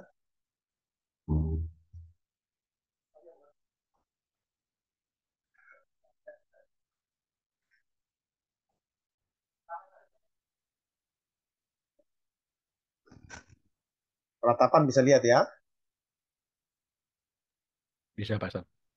Kitab Ratapan. Ini adalah kitab yang unik dalam perjanjian lama yang berisi 5 syair dari seorang penulis tanpa nama yang selamat dan merefleksikan kembali tentang pengepungan Yerusalem oleh Babel serta kehancuran dan pembuangan yang diakibatkannya. Ingat kisah selengkapnya di kitab 2 Raja-Raja. Jatuhnya Yerusalem ke dalam pembuangan merupakan bencana paling dahsyat dalam sejarah bangsa Israel sampai pada titik ini. Ingat bahwa Allah kepada Daud supaya Yerusalem bisa dijadikan ibu kota Israel dan dari hadirat Tuhan di bait suci, dan disitulah para imam menjalankan ritual penyembahan bangsa Israel. Dan 500 tahun setelah semua kisah ini, pada musim panas tahun 587 sebelum Masehi, Yerusalem jatuh ke tangan Babel. Semuanya hancur dan musnah. Jadi kitab Ratapan merupakan sebuah peringatan akan penderitaan dan kebingungan yang dialami bangsa Israel pasca kehancuran ini. Nah, syair Ratapan yang ada di sini bukanlah sesuatu yang unik dalam Alkitab. Ada banyak syair seperti itu di kitab Mazmur. Dan syair dalam Alkitab yang berisi ratapan ini mempunyai beberapa makna. Syair-syair ini merupakan sebuah bentuk protes. Itu merupakan salah satu cara untuk menarik perhatian semua orang, termasuk perhatian Tuhan terhadap hal-hal buruk yang terjadi di dunia ini, yang sudah tidak bisa ditoleransi lagi. Syair tersebut juga menjadi cara untuk memproses emosi. Jadi dalam puisi ini, umat Tuhan melampiaskan kemarahan dan ketawaran hati atas kehancuran yang diakibatkan oleh dosa dan keegoisan manusia. Dan syair-syair ini merupakan wadah untuk menyuarakan kebingungan. Penderitaan membuat kita mempertanyakan karakter dan janji Tuhan, dan tak satu pun dari syair-syair ini yang dipandang rendah di dalam Alkitab. Justru sebaliknya, syair ratapan ini memberi martabat sakral pada penderitaan manusia. Dan oleh karena itu, kata-kata duka cita manusia yang ditujukan kepada Tuhan sekarang telah menjadi bagian dari firman Tuhan kepada umatnya. Susunan dari kelima syair ini sengaja dibuat demikian. Ini adalah bagian dari pesan yang ingin disampaikan oleh kitab ini. Jadi pasal 1-4 disebut akrostik, yang berarti syair alfabet. Tiap baris dari syair diawali dengan huruf baru dari abjad Ibrani yang terdiri dari 22 huruf. Nah, struktur ini sangat teratur dan linear. Struktur ini sangat berbeda dengan kekacauan penderitaan yang mendalam dan kesedihan yang membingungkan yang dieksplorasi dalam syair ini. Jadi ini seperti penderitaan Israel yang dieksplorasi dari A sampai Z, dan syair ini mencoba mengekspresikan sesuatu yang tidak bisa diekspresikan. Pasal 1 dan 2 masing-masing memiliki satu ayat per huruf yang membuat susunan keduanya terlihat mirip, namun topiknya sangat berbeda. Jadi pasal 1 berfokus pada kesedihan dan rasa malu dari seorang figur yang disebut Putri Sion. Penyair mengumpamakan kota Yerusalem sebagai seorang janda yang juga disebut Putri Sion. Dan dia sedang duduk sendirian, dia berduka atas kematian seseorang yang dikasihinya, hatinya hancur, tidak seorang pun yang bisa menghiburnya. Ini merupakan kiasan yang sangat kuat. Kemudian Putri Sion berbicara, dia berseru kepada Tuhan supaya Tuhan menaruh perhatian terhadap nasibnya. Melalui gambaran ini, penyair ingin menunjukkan bahwa kehancuran Yerusalem mengakibatkan trauma psikologis bagi umat Israel yang hanya bisa diekspresikan seperti proses pemakaman dan kematian orang yang sangat dikasihi. Pasal 2 berfokus pada kejatuhan Yerusalem dan bahwa itu merupakan konsekuensi dari dosa bangsa Israel yang mengakibatkan murka Tuhan. Dan itu adalah kata kunci dari syair ini. Nah, sangat penting untuk diingat bahwa di dalam Alkitab, murka Tuhan bukanlah kemarahan yang spontan yang meledak-ledak. Para penyair dan nabi-nabi dalam Alkitab memakai kata ini untuk berbicara tentang keadilan Tuhan. Jadi bangsa Israel telah memasuki ikatan perjanjian dengan Allah dan selama berabad-abad melanggarnya dengan menyembah Allah lain, melakukan ketidakadilan, menindas orang miskin, dan ya, Tuhan itu banyak sabar. Namun pada akhirnya ia menjadi marah terhadap kejahatan manusia dan ia akan menunjukkan amarahnya dalam bentuk penghukuman. Dalam kasus Yerusalem, Tuhan mengizinkan Babel untuk datang dan menaklukkan kota Yerusalem. Jadi puisi ini mengakui bahwa amarah Tuhan itu sangat beralasan. Namun, hal ini tidak menghentikan penyair untuk meratap dan memohon supaya Tuhan menunjukkan belas kasihnya sekali lagi. Pasal 3 tidak mengikuti pola susunan puisi dengan memiliki 3 ayat per abjad. Jadi ini adalah puisi terpanjang di kitab ini dan suaranya berasal dari seseorang yang kesepian dan menyuarakan penderitaan dan kesedihannya sebagai perwakilan dari semua orang. Dan yang menarik adalah pasal ini dipenuhi oleh bahasa yang diambil dari bagian lain dari kitab Perjanjian Lama, yaitu dari ratapan Ayub dan dari ratapan penting lainnya di kitab Mazmur, dan bahkan dari syair seorang hamba yang menderita di kitab Yesaya. Penyair melihat kehidupannya yang sulit sebagai bentuk keadilan Tuhan, seperti yang disampaikan di pasal 2. Tetapi secara paradoks, inilah yang memberi harapan bagi penyair, dan hal ini membawa dia untuk menyampaikan satu-satunya kalimat pengharapan di seluruh kitab ini. Tak berkesudahan kasih setia Tuhan, tak habis-habisnya rahmat-Nya, selalu baru tiap pagi, besar kesetiaan-Mu. Tuhan adalah bagianku, kata jiwaku. Oleh sebab itu aku berharap kepadanya. Jadi penyair berpendapat, jika Tuhan cukup konsisten untuk membawa keadilannya atas kejahatan manusia, maka dia juga akan konsisten dengan janji perjanjian ini untuk tidak membiarkan kejahatan menjadi akhir kisahnya. Jadi bagi penyair ini, penghakiman Tuhan adalah persemaian harapan untuk masa depan. Bab 4 kembali ke struktur alfabet yang sama seperti pasal 1 dan 2. Ini adalah gambaran yang tajam yang mengganggu tentang 2 tahun pengepungan di Yerusalem, yang menunjukkan situasi yang kontras antara keadaan di Yerusalem zaman dulu dengan betapa buruknya situasi ketika mereka ada dalam pengepungan. Jadi anak-anak biasa tertawa dan bermain di jalanan, tapi sekarang mereka mengemis untuk makanan. Orang kaya biasanya makan makanan mewah, tapi sekarang mereka makan apa saja yang bisa mereka temukan di atas tanah. Dan para pemimpin kerajaan biasanya penuh dengan kemegahan, tapi sekarang mereka kelaparan, kotor, dan tidak bisa dikenali. Dan raja yang diurapi dari garis keturunan Daud telah ditangkap dan dibawa pergi. Jadi kekuatan syair ini berasal dari kontradiksi yang mencengangkan ini. Dan syair ini menggali dalamnya penderitaan yang mereka datangkan atas diri mereka sendiri. Nah, syair yang terakhir sangat unik karena mematahkan pola susunannya. Syair ini sama panjangnya dengan semua syair alfabet lainnya, tapi urut-urutan abjadnya sudah hilang. Sepertinya penyair tidak bisa menahan diri lagi dan kesedihannya meledak kembali dalam kekacauan. Syair ini merupakan doa bersama untuk meminta kemurahan Tuhan.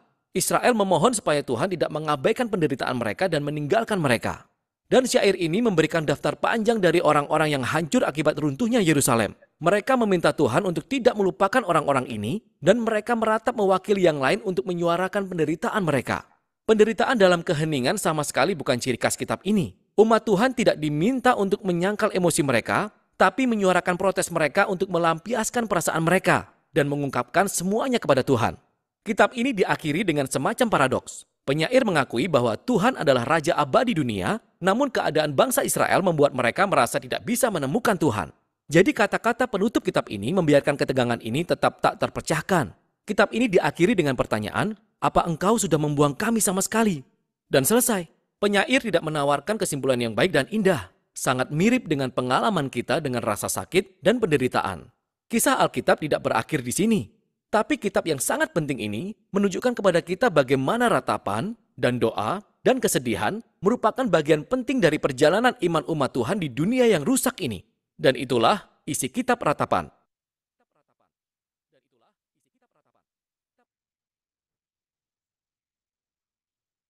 Oh, sorry.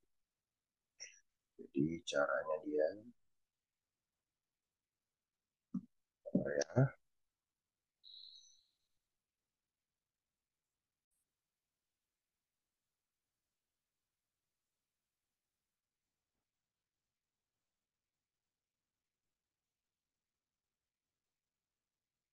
Ini Yeskiel ya.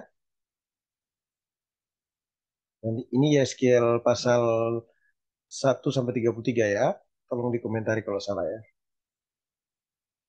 Ya, betul, Pastor.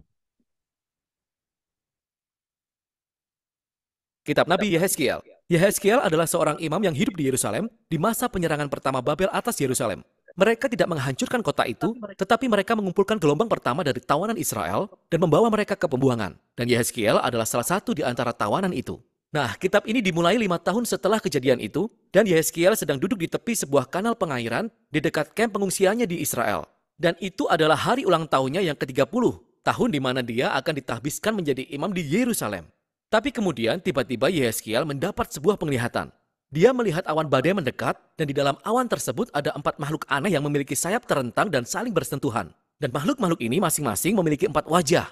Lalu dia melihat 4 roda, 1 roda untuk 1 makhluk. Dan kemudian dia melihat bahwa sayap-sayap para makhluk itu menopang bentangan yang berkilauan. Dan di atas bentangan itu ada sebuah tahta, lalu di atas tahta itu duduk makhluk yang menyerupai manusia, mengkilat dan dikelilingi api. Dan secara tiba-tiba, Yehezkiel menyadari apa yang sedang dilihatnya. Dia menyebutnya gambar kemuliaan Tuhan. Tuhan mengendarai kereta perang kerajaannya. Nah, kata kemuliaan dalam bahasa Ibrani disebut kavod, yang artinya adalah berat atau penting. Para penulis Alkitab menggunakan kata ini untuk menggambarkan penampilan fisik dan perwujudan signifikansi Allah saat dia datang secara pribadi. Gambaran-gambaran dalam penglihatan ini sangat mirip dengan apa yang terjadi ketika Allah menampakkan diri di Gunung Sinai di dalam kitab Keluaran. Dan juga sangat mirip dengan penggambaran hadirat Allah di atas tabut perjanjian. Dan itu sebenarnya adalah hal yang paling mengejutkan tentang visi Yehezkiel. Kenapa kemuliaan Tuhan ada di Babel? Kemuliaan Tuhan seharusnya berada di atas tabut perjanjian di bait suci di Yerusalem. Maka bagian pertama kitab ini dirancang untuk menggali jawaban atas pertanyaan itu ketika Yehezkiel mulai menuduh bangsa Israel melakukan pemberontakan. Jadi Allah pertama-tama berbicara kepada Yehezkiel dari tahta keretanya. Dan Allah menugaskan Yehezkiel untuk menjadi nabi. Yehezkiel bertugas untuk mendakwa Israel bahwa mereka telah melanggar perjanjian mereka dengan Allah dalam berbagai cara. Israel telah memberikan kesetiaan mereka kepada Allah lain dan telah menyembah berhala. Dan ini semua menyebabkan ketidakadilan sosial dan kekerasan semakin merajalela. Dan sebagai akibatnya, Allah menunjuk Yehezkiel untuk memperingatkan umat Israel. Serangan pertama Babel yang membawa Yehezkiel ke pembuangan akan diikuti oleh serangan berikutnya. Dan Yerusalem beserta bait sucinya akan segera hancur. Jadi Yehezkiel menggunakan kata-kata dan berbagai cara lain untuk menyampaikan pesannya. Dia juga memperagakan aksi-aksi simbolis dalam bentuk teater jalanan. Yehezkiel akan tampil di depan umum dan mulai bersikap dengan cara yang benar-benar aneh seperti perumpamaan dalam nubuatnya. Jadi dia seharusnya membangun sebuah model kecil kota Yerusalem dan kemudian melakukan serangan terhadapnya. Atau dia harus mencukur semua rambutnya dan kemudian memotong-motongnya dengan pedang. Atau yang paling ekstrim, ia memainkan peran kambing hitam pada hari penebusan. Dan dia akan berbaring miring selama lebih dari setahun sambil makan makanan yang dimasak di atas kotoran sebagai simbol makanan najis yang harus dimakan umat Israel selama pengepungan Yerusalem. Dan mungkin yang paling menyedihkan adalah kabar buruk yang Allah berikan kepada Yehezkiel bahwa tidak akan ada seorang pun yang mau mendengarkannya. Israel akan menolaknya karena mereka suka memberontak dan keras hati. Dan ini mengingatkan kita akan penggambaran Musa tentang umat Israel setelah pemberontakan di padang gurun saat dia meramalkan bahwa pembuangan akan terjadi suatu saat nanti. Dan Yehezkiel mendapatkan kesempatan yang menyedihkan dengan melihat semuanya ini terjadi.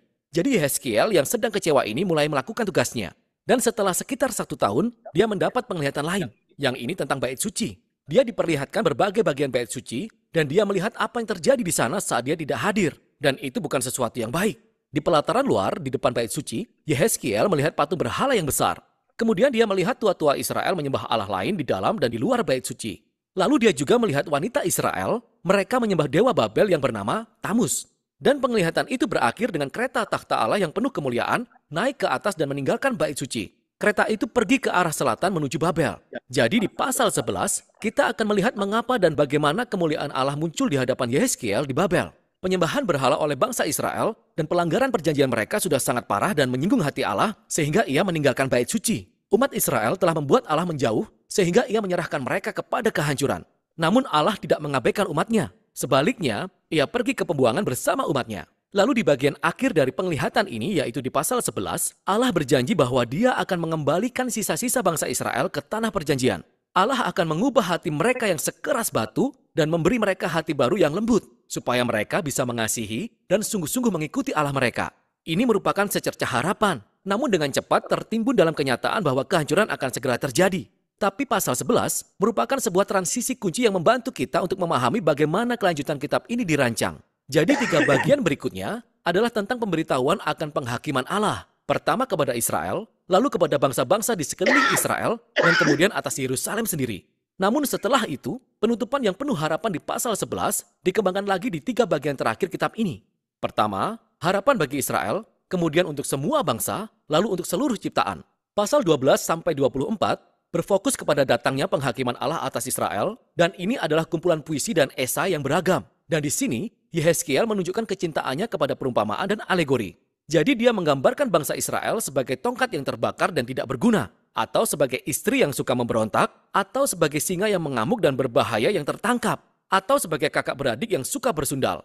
Itu semua adalah gambaran pemberontakan dan penyembahan berhala bangsa Israel yang tidak masuk akal, dan mengakibatkan kehancuran mereka. Di bagian ini, Yehezkiel juga bertindak seperti seorang pengacara. Dia mulai mengajukan argumennya terhadap kasus ini. Bahwa pertama-tama, kehancuran Yerusalem sudah selayaknya terjadi setelah adanya pelanggaran terhadap hukum Taurat yang terjadi selama berabad-abad.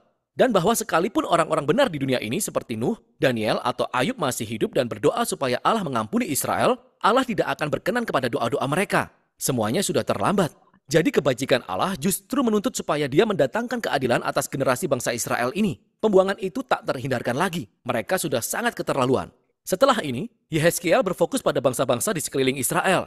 Dan kemudian pada 2 negara paling kuat di wilayah ini, Mesir dan kemudian Tirus. Israel telah bersekutu dengan bangsa-bangsa ini dan mengadopsi dewa-dewa dan berhala mereka. Maka Allah mendakwa raja-raja Tirus dan Mesir karena dengan sombong melihat diri mereka sendiri sebagai Tuhan yang bisa menentukan yang benar dan yang salah sesuai pengertian mereka sendiri. Dan Allah menuntut raja-raja ini bertanggung jawab atas keangkuhan mereka. Dan Allah memberitahu bahwa dia akan memakai Babel untuk menaklukkan mereka. Mereka akan menghadapi keadilan Allah seperti yang lainnya. Kelanjutan dari bagian yang menegangkan ini adalah sebuah kisah pendek di pasal 33. Yehezkiel bertemu dengan seorang pengungsi yang baru saja tiba dari Yerusalem dan dia memberikan laporan kepadanya. Babel telah menyerbu kota Yerusalem. Kotanya runtuh dan bait suci itu hancur. Peringatan suram Yehezkiel telah menjadi kenyataan. Tapi ingatlah bagian akhir di pasal 11, itu bukan akhir dari kisah ini. Nanti di video berikutnya, kita akan mengeksplorasi penglihatan Yehezkiel yang dahsyat tentang pengharapan. Tapi untuk sekarang, itulah isi paruh pertama kitab Yehezkiel.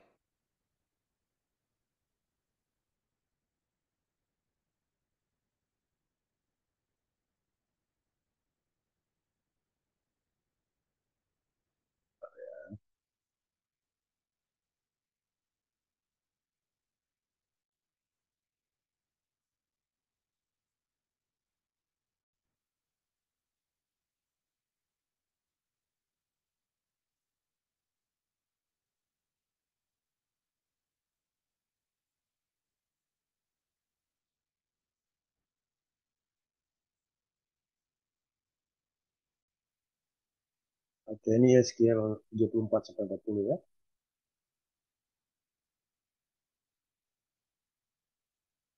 Kitab Nabi Yehezkiel. Di video pertama, kita diperkenalkan kepada Imam Yehezkiel. Dia duduk di antara orang-orang buangan di Babel, dan dia diperhadapkan dengan kemuliaan yang mengagumkan dari hadirat Allah. Tapi Yeskiel menemukan alasannya. Itu karena penyembahan berhala dan ketidakadilan di kalangan bangsa Israel yang akhirnya mendorong Allah untuk meninggalkan baitnya sendiri. Meskipun ada harapan untuk masa depan, kitab ini terus mengembangkan pesan Yeskiel tentang penghakiman ilahi. Pertama-tama bagi bangsa Israel dan kemudian bagi bangsa-bangsa lain di sekeliling Israel. Lalu sebuah momen kunci terjadi di pasal 33. Yeskiel menerima kabar bahwa pengepungan Babel atas Yerusalem telah berakhir karena kota itu sudah rubuh dan bait suci sudah dihancurkan. Peringatan yang mengerikan yang disampaikan Yeskiel telah menjadi kenyataan. Pembuangan merupakan malapetaka paling mengerikan tentang apakah Allah sudah menyerah dengan bangsa Israel. Tapi ingatlah di akhir pasal 11, Allah berjanji bahwa masih ada masa depan di balik pembuangan bagi bangsa Israel. Dan kisah selanjutnya dari kitab ini dirancang untuk menggali penglihatan Yeskiel tentang pengharapan. Pertama-tama bagi bangsa Israel, lalu bagi bangsa-bangsa, dan kemudian semua makhluk. Pengharapan bagi Israel muncul ketika Allah berjanji untuk membangkitkan Daud yang baru. Seorang raja mesianik masa depan yang akan menjadi jenis pemimpin yang dibutuhkan bangsa Israel, namun tidak pernah mereka miliki. Dan Israel baru yang akan berada di bawah kepemimpinan raja mesianik ini akan menjadi umat yang sudah diubahkan. Allah akan mengatasi inti dari masalah pemberontakan mereka dengan memberi mereka hati yang baru, seperti yang dijanjikan Musa di akhir kitab Ulangan. Allah berkata bahwa Dia akan mengganti hati mereka yang keras dan mengirim rohnya ke dalam umatnya untuk memberi mereka hati baru yang lembut, yang mampu mengasihi dan menaati Allah mereka. Dan hal ini dikembangkan dalam penglihatan aneh yang terjadi selanjutnya. Yeskiel melihat sebuah lembah besar yang dipenuhi tulang dan rangka manusia yang sudah kering. Dan Tuhan berkata kepadanya bahwa ini adalah sebuah gambaran, sebuah metafora yang melukiskan kondisi spiritual Israel. Jadi pemberontakan mereka terhadap Allah berakibat pada pembuangan dan kematian jasmani bagi banyak orang. Tapi itu juga sebuah kematian metaforis dari hubungan perjanjian mereka.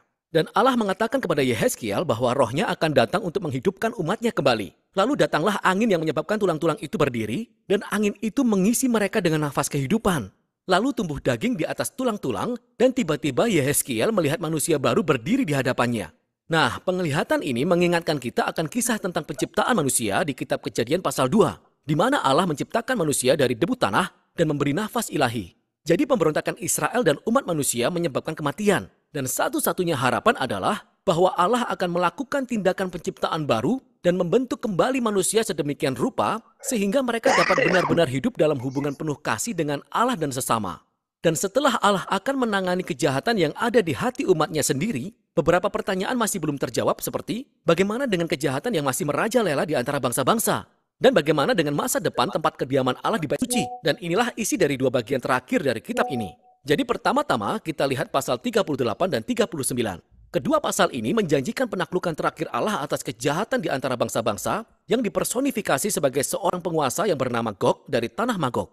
Nah, nama ini berasal dari silsilah kerajaan dan daratan kuno dari Kejadian pasal 10. Dan ini merujuk pada negara-negara kuat dari masa yang sangat lampau.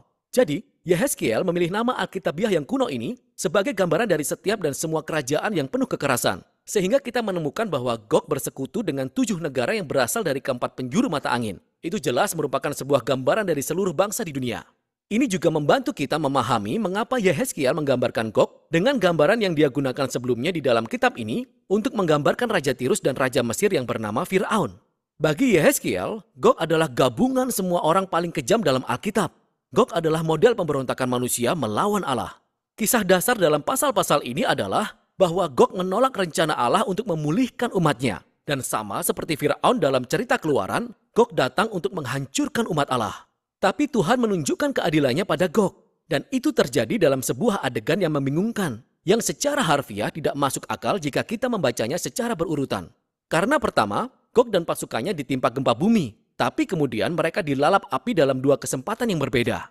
Kemudian setelah itu Allah datang dan menyerang Gog, dan tentaranya di lembah di mana mereka akan dikuburkan selama berbulan-bulan. Sangat jelas bahwa adegan-adegan ini penuh dengan simbol dan kiasan.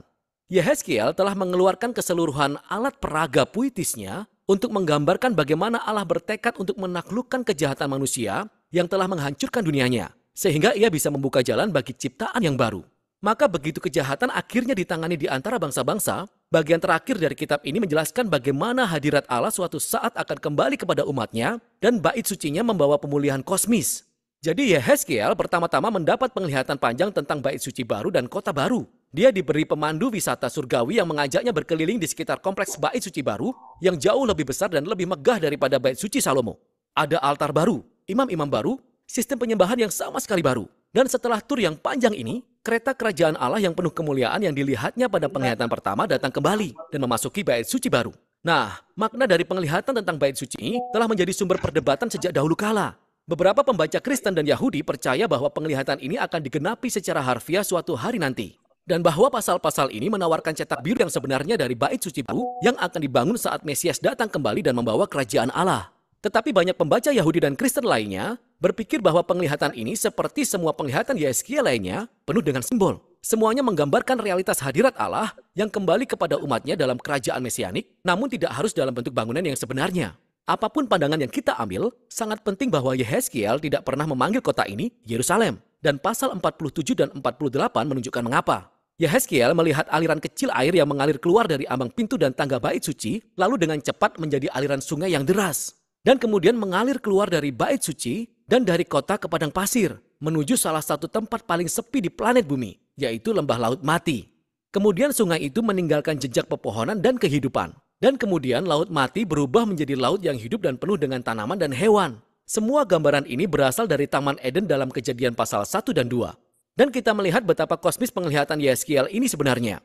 Rencana Allah adalah selalu untuk memulihkan umat manusia dan semua makhluk kembali kepada hadiratnya yang memberi kehidupan. Jadi kitab ini diakhiri dengan nama kota taman ini. Tuhan ada di sana. Maka penglihatan Yehezkiel berakhir dengan harapan penuh akan masa depan yang baru. Manusia baru, hidup di dunia baru yang digerakkan oleh roh Allah yang memberi hidup. Ini adalah dunia yang penuh dengan cinta dan keadilan Allah. Dan itulah isi kitab Yehezkiel. Oke.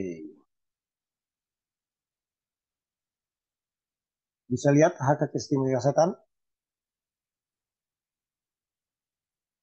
Raja Tirus? Bisa, Pastor. Oke.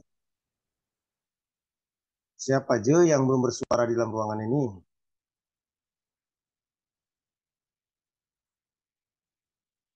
Jahim? Halo Jahim? Jahim? Demaxli?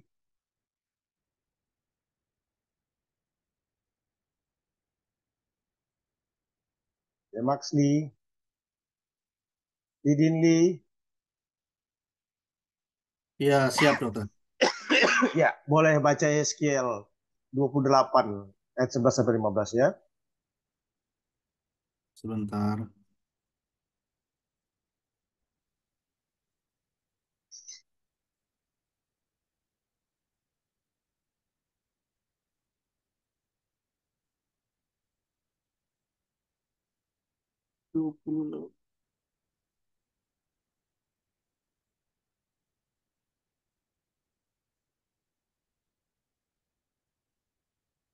Yeskiel ayat Yeskiel 28 ayat 11 hingga 15. Lalu datanglah firman Tuhan kepadaku. Hai anak manusia, ucapkanlah suatu ratapan mengenai Raja Tirus dan katakanlah kepadanya, beginilah firman Tuhan Allah. Gambar dari kesempurnaan engkau, penuh hikmat dan maha indah. Engkau di Taman Eden, yaitu Taman Allah, penuh segala batu permata yang berharga, yaspis merah, krisolit, dan yaspis hijau, permata pirus, krisopras, dan nefrit, lazurit, batu dara, dan malakit. Tempat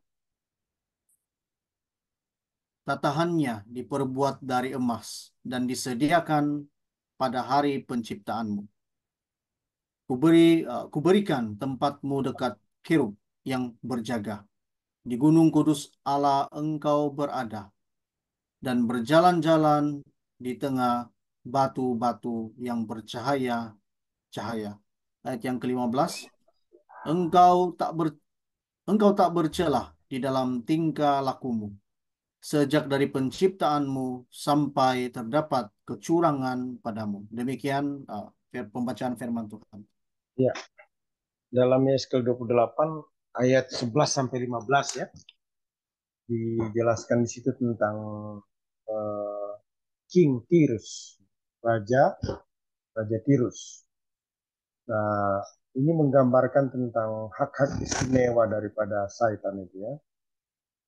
Setan memiliki kedudukan yang tinggi sebelum dia jatuh ke dalam dosa ya. Jadi setan itu dikatakan kedudukannya tidak ada bandingannya di alam semesta. Mengapa? Karena teks berkata bahwa ayat 12 dan 15 kesempurnaannya tak terbandingkan. Sangat sempurna, very perfect. Setan berdiri tegak di titik puncak ciptaan Allah. Penuh hikmat dan keindahan yang sempurna. Gitu ya. Terus apalagi yang membuktikan kedudukannya begitu tinggi sebagai hak istimewa? Tempat kediamannya tak terbandingkan, ayat 13. Ini mungkin menunjukkan kepada Eden surgawi, satu Eden di bumi, dimanapun tempat tinggalnya sebelum dosa masuk, tempat yang unik, gitu ya. Terus keistimewaan yang ketiga, pakaiannya tak terbandingkan, ayat 13. Nah, gambaran yang mempesona tentang pakaian atau jubahnya itu menunjukkan sesuatu mengenai kemuliaan yang diberikan kepadanya ya. Terus yang keempat, fungsinya tak terbandingkan, ayat 14. Jadi setan termasuk kelompok malaikat kerubim yang berfungsi untuk apa? Menjaga kekudusan Allah. Kejadian 3 ayat 24, tahta Allah. Yesaya 1 ayat 5. Jadi setan berada di gunung kudus Allah dan berjalan di tengah-tengah batu-batu yang gemerlapan. Nah, nampaknya hal ini menjelaskan tentang kehadiran Allah sendiri ya. Jadi setan menjadi kepala pengawal dari kekudusan dan kebesaran Allah. Terus apalagi? Yang kelimanya adalah kesempurnaannya tak terbandingkan. Ayat 15. Jadi setan itu sempurna artinya hebat dan tak memiliki integritas moral yang mutlak. Maksudnya memiliki integritas moral yang mutlak. Dia lambang ciptaan yang perfect. Kedudukannya yang tinggi dikelilingi oleh kebesaran Allah. Mengatasi segala bala tentara sorga, baik dalam hikmat, kuasa, dan keindahan. Dia menjadi perdana menteri bagi Allah, menguasai dunia ini. Jadi hanya tahta Allah saja yang tidak dimiliki oleh setan. Ya, kita kasih kesempatan. Ada soalan kah? Silakan.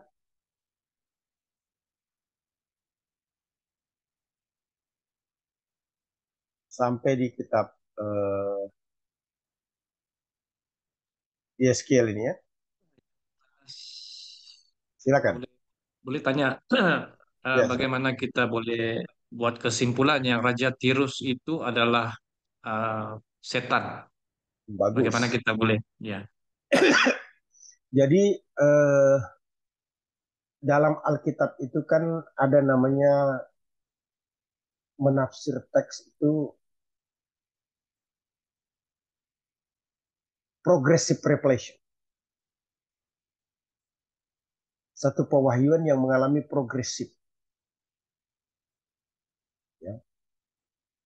Nah, kenapa kok Raja Tirus ini digambarkan atau menceritakan tentang setan? Bisa dikatakan Raja Tirus itu adalah setan itu sendiri. Begini, Raja Tirus it's real. Life in the world. Hidup di dunia kan? Betul nggak? Tetapi apa yang terjadi pada Raja Tirus ini? Ya, itulah yang terjadi pada setan.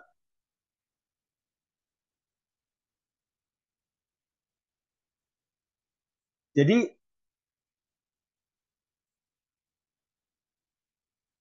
apa yang terjadi pada Raja Tirus ini memiliki makna double. Double-nya itu satu, yang pertama, bahwa ini terjadi betul pada Raja Tirus. Yang kedua adalah ini bermakna figuratif yang merefer kepada setan. Similar dengan apa yang dijelaskan tadi dalam kitab Yesaya.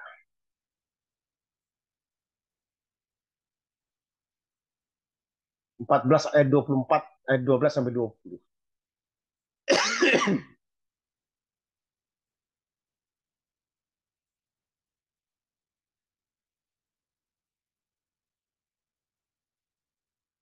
Jadi kenapa kok bisa dikatakan dan kita yakin bahwa Raja Tirus ini adalah memiliki makna double. Yang pertama, satu peristiwa yang betul terjadi di bumi.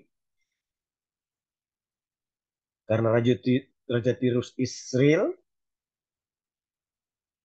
Yang kedua memiliki makna figuratif. Karena tidak bertentangan dengan Yesaya 14 ayat 12 sampai 20.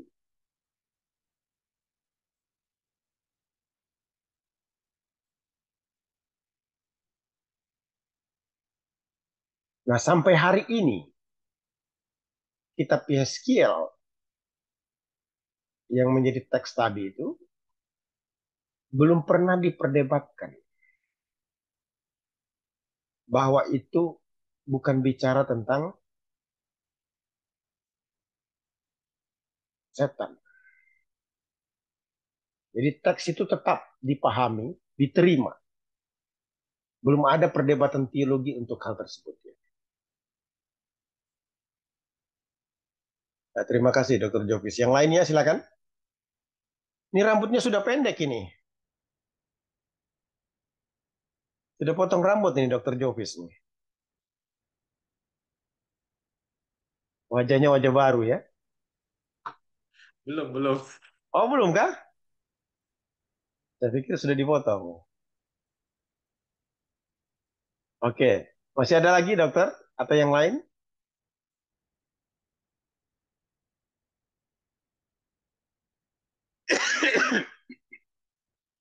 Silakan.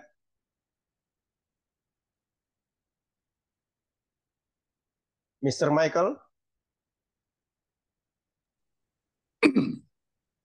Salam dokter. Ya, salam. Ya, mungkin tidak ada kaitan langsung dengan kuliah, tetapi dia masih berkaitan dengan kitab. Tetapi kitab ini tidak termasuk dalam kanun, yaitu ada saya baca kitab Makabe. Apa pendapat Dr. Hanas tentang kitab Makabe ini? Makasih dokter. Iya, jadi selain Old and New Testament, Perjanjian Lama dan Perjanjian yang terdiri dari 66 kitab, semua kitab-kitab yang muncul, bahkan yang diselipkan di antara Perjanjian Lama dan Perjanjian Baru itu disebut sebagai Deuteronomi yang lebih tajam atau lebih yakin lagi oleh kelompok Protestan disebut pseudepigrapha atau kitab-kitab yang palsu. Salah satunya adalah Makabe.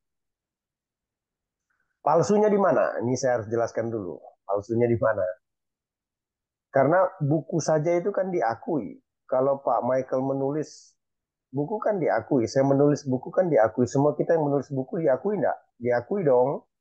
Tidak ada yang tidak mengakui. Iya. Nah, terus timbul pertanyaan palsunya dari mana? Palsunya itu dilihat dari kanon. Tidak dianggap itu diwahyukan oleh Allah. Atau memiliki otoritas tertinggi, satu kebenaran yang tidak pernah salah. Ya dokter, ya. Sehingga tidak bisa disejajarkan dengan perjanjian lama maupun perjanjian baru. Dia tidak masuk kanon, baik PL maupun PB. Begitu ya. Karena kan dia munculnya itu di antara PL dan PB. Walaupun bagi orang Katolik ini sesuatu yang bisa diterima. Ini beda pandangan sih ya, beda pemahaman ya. Ya. Kita sangat strong untuk hanya menerima PL dan PB adalah wahyu Allah. Di Iya, luar dokter. itu tidak. Kira-kira begitu ya. Iya, terima kasih dokter. Ya. Salah satunya Makabe itu ya. Ya, silakan yang lain.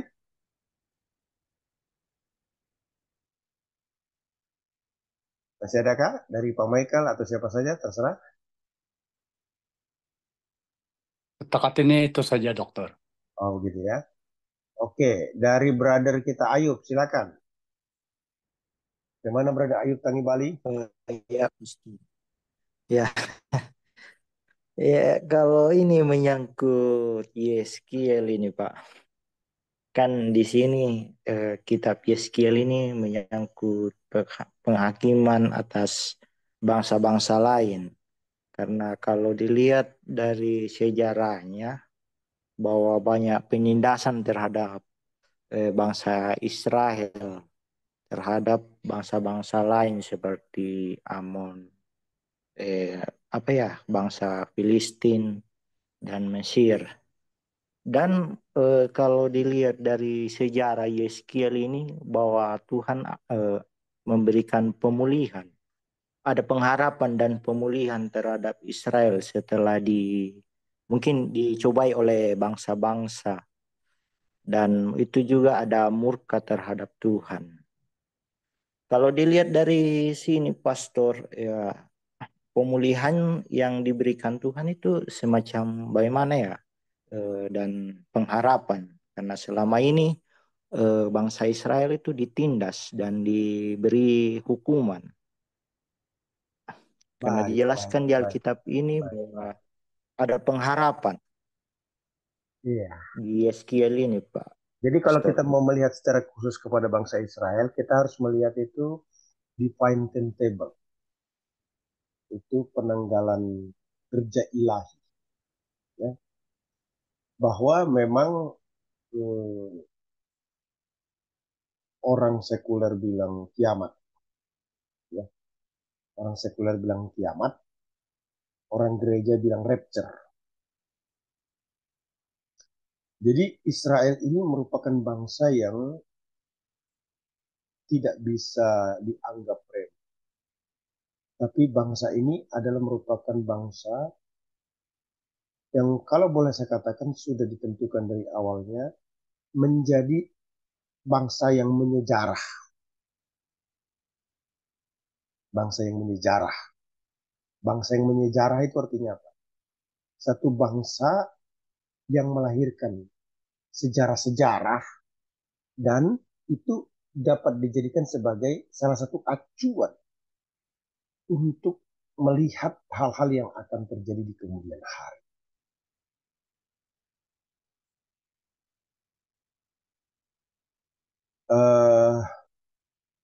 Saya ada pada posisi mau mengatakan, maaf ya, mungkin berbeda dengan beberapa orang.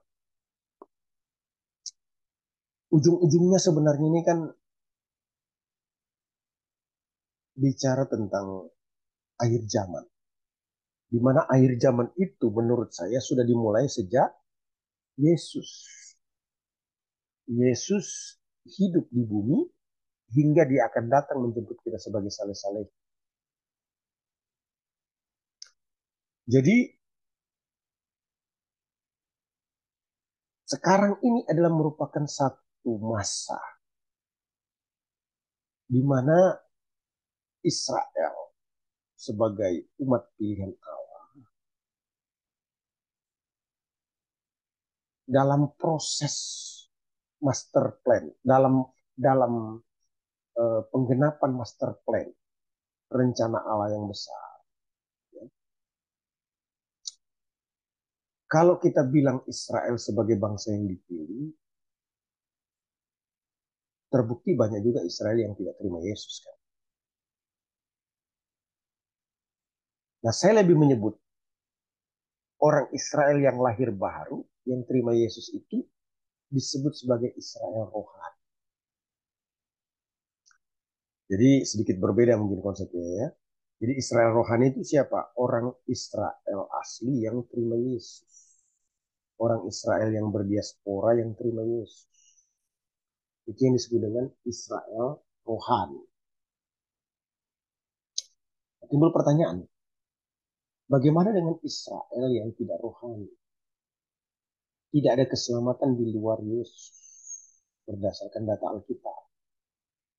Jadi sekalipun orang itu DNA-nya adalah Israel tapi tidak percaya Yesus, tidak mendapatkan hidup yang kekal. Jangan lupa loh, banyak orang Israel itu ateis. Banyak orang Israel itu menghujat Yesus. Dengan demikian tidak ada kepastian keselamatan bagi Israel 100% dari segi DNA, keturunan. Ya. Nah, maksudnya apa? Semua peristiwa-peristiwa, mau perang, gempa bumi, apapun terjadi pada Israel, itu sebenarnya bukan sesuatu yang baru. Saya masih kecil dulu, Irak dengan Iran, negara-negara lain apalah, Israel dengan apalah semua gitu ya. Itu perang begitu hebat. Nah, ini semua ingin berbicara tentang bagaimana manusia disadarkan. Salah satunya melalui bangsa Israel akan penggenapan janji Tuhan untuk dia datang menjemput kita sebagai saleh-saleh. Nah, timbul pertanyaan, Pak, apakah masih ada tanda lagi yang harus ditunggu untuk kedatangan Tuhan? Jawabannya tidak ada. Terus, kalau begitu kenapa belum datang? Itulah pintu anugerah masih dibuka. Terus apa hubungannya dengan Israel? Yang pertama, Israel dipakai sebagai sarana oleh Allah untuk mempersiapkan orang lahir baru, born again dan siap untuk masuk di dalam surga. Sekaligus menjamah hati bangsa Israel agar buka hati bagi Yesus. Bagi yang belum buka ya. Yang ketiga, mengingatkan nanti bahwa pemulihan total. Kalau kita lihat dalam kitab Yeskiel, jika itu dipahami sebagai pemulihan total ya, jangan lupa loh, Allah secara sepihak itu memanggil dan memilih bangsa Israel menjadi umat. Karena perjanjiannya kepada Abraham. Jadi, pemulihan total itu nanti akan terjadi pada masa milenium. Kerajaan 1000 tahun. Setelah Yesus datang di angkasa menjemput kita sebagai saleh-saleh. Siapa yang menjadi rakyat terbanyak dalam kerajaan 1000 tahun itu? Israel. Tentu Israel yang tidak mati. Israel yang masih hidup secara daging. Nah, kapan Yesus datang? Itu satu hal yang misteri. Tapi kejayaan bagi bangsa Israel secara fisikal, secara duniawi, secara sekuler, yang menjadi warga milenium kerajaan 1000 tahun, itu adalah bangsa Israel.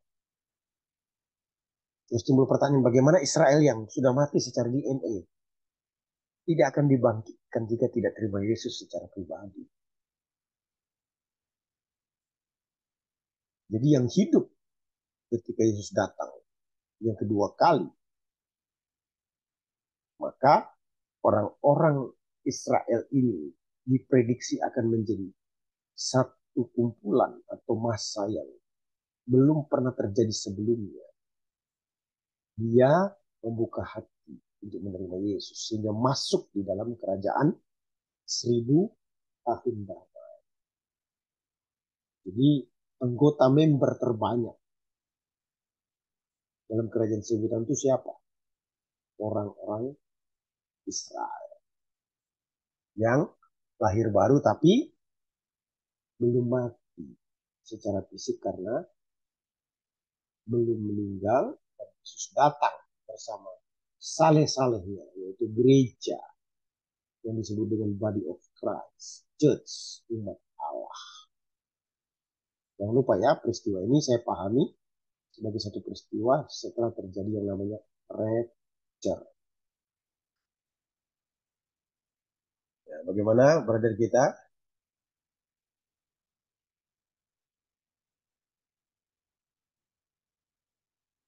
Bisa dipahami kira-kira? Bisa, Pastor. Bisa ya? Oke. Ada lagi kira-kira soalan?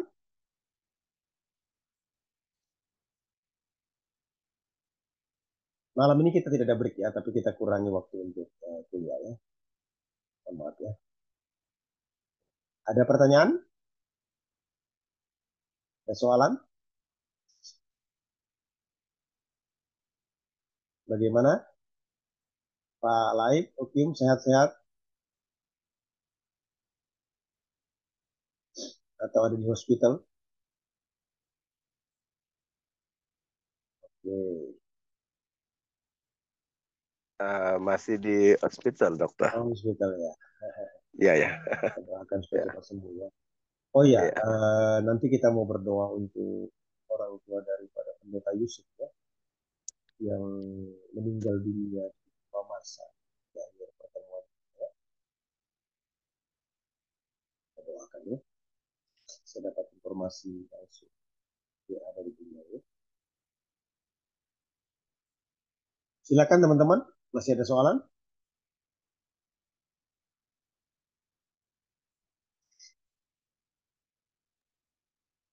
Ya, Dokter Anas, boleh tanya satu soalan lagi? Ya, silakan.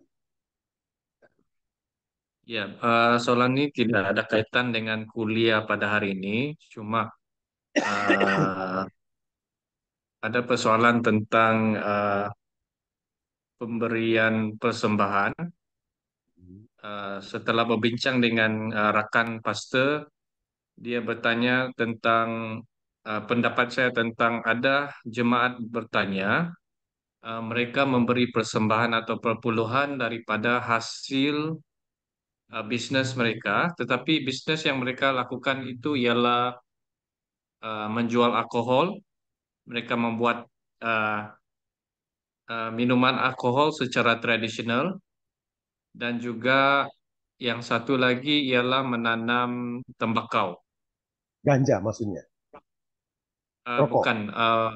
rokok, ya, yang tradisional punya tembakau. Jadi mereka bertanya, adakah hasil daripada jualan mereka itu layak diterima oleh gereja sebagai persembahan? Itu saja, Dokter Anas. Thank Wah, you. gampang-gampang susah ini ya. Ya, Oke, coba kita dengarkan dulu dari seorang gembala yang sudah lama menggembalakan ini ya. Pendeta Sri, silakan Pendeta Sri.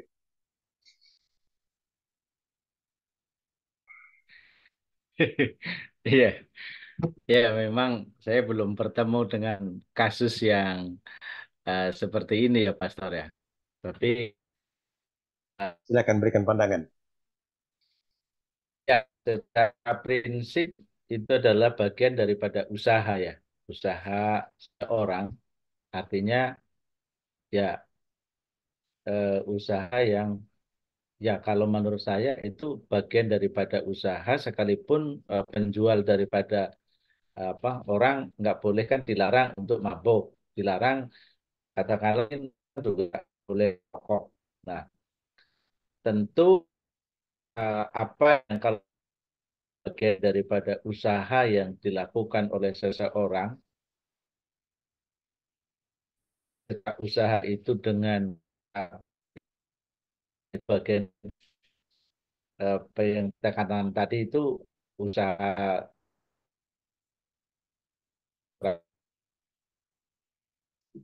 tembakau, pertanian, ya sekalipun daripada tembakau itu tidak selalu intinya hanya untuk pokok, bisa saja tembakau pada obat.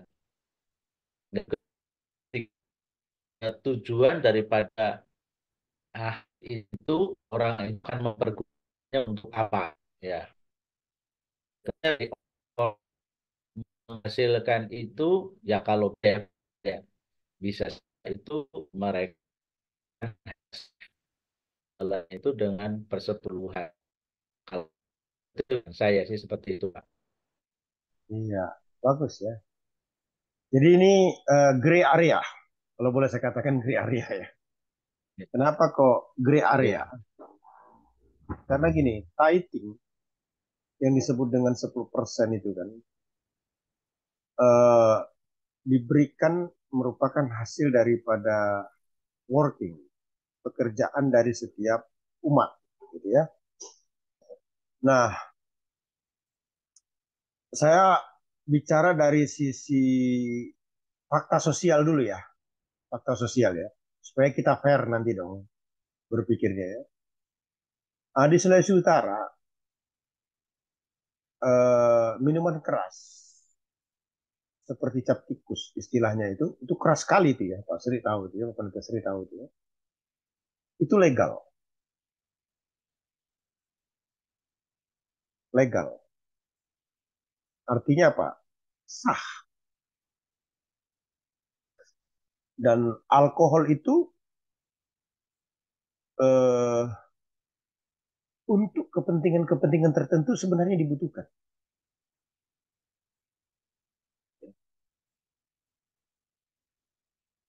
Sorry to say, kalau kita tinggal di Eropa maupun di US, di Western lah ya, kita sangat membutuhkan alkohol, minuman alkohol. Karena cuaca. Saya pertama kali ke Amerika, orang Indonesia jaim-jaim ya, malu nolak minum bir, nolak minum uh, apa namanya, wine, ya. Tapi setelah saya perhatikan, kenapa saya harus minum wine dan bir? Ternyata itu penting untuk kesehatan. Apalagi kita kalau baru makan daging-daging, itu sangat membantu untuk menetralisir kolesterol, menetralkan kolesterol. Ya. Itu belum kebenaran loh ya. Kita baru bicara abu-abu ini ya, baru bicara abu-abu ya. Si abu-abu, abu-abu itu artinya apa? Antara iya dan tidak. Timbul pertanyaan lagi, bagaimana orang yang mata pencariannya adalah menjual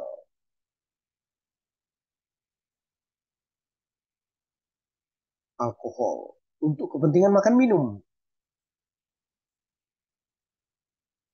Dan dia merasa diberkati dengan pekerjaan itu.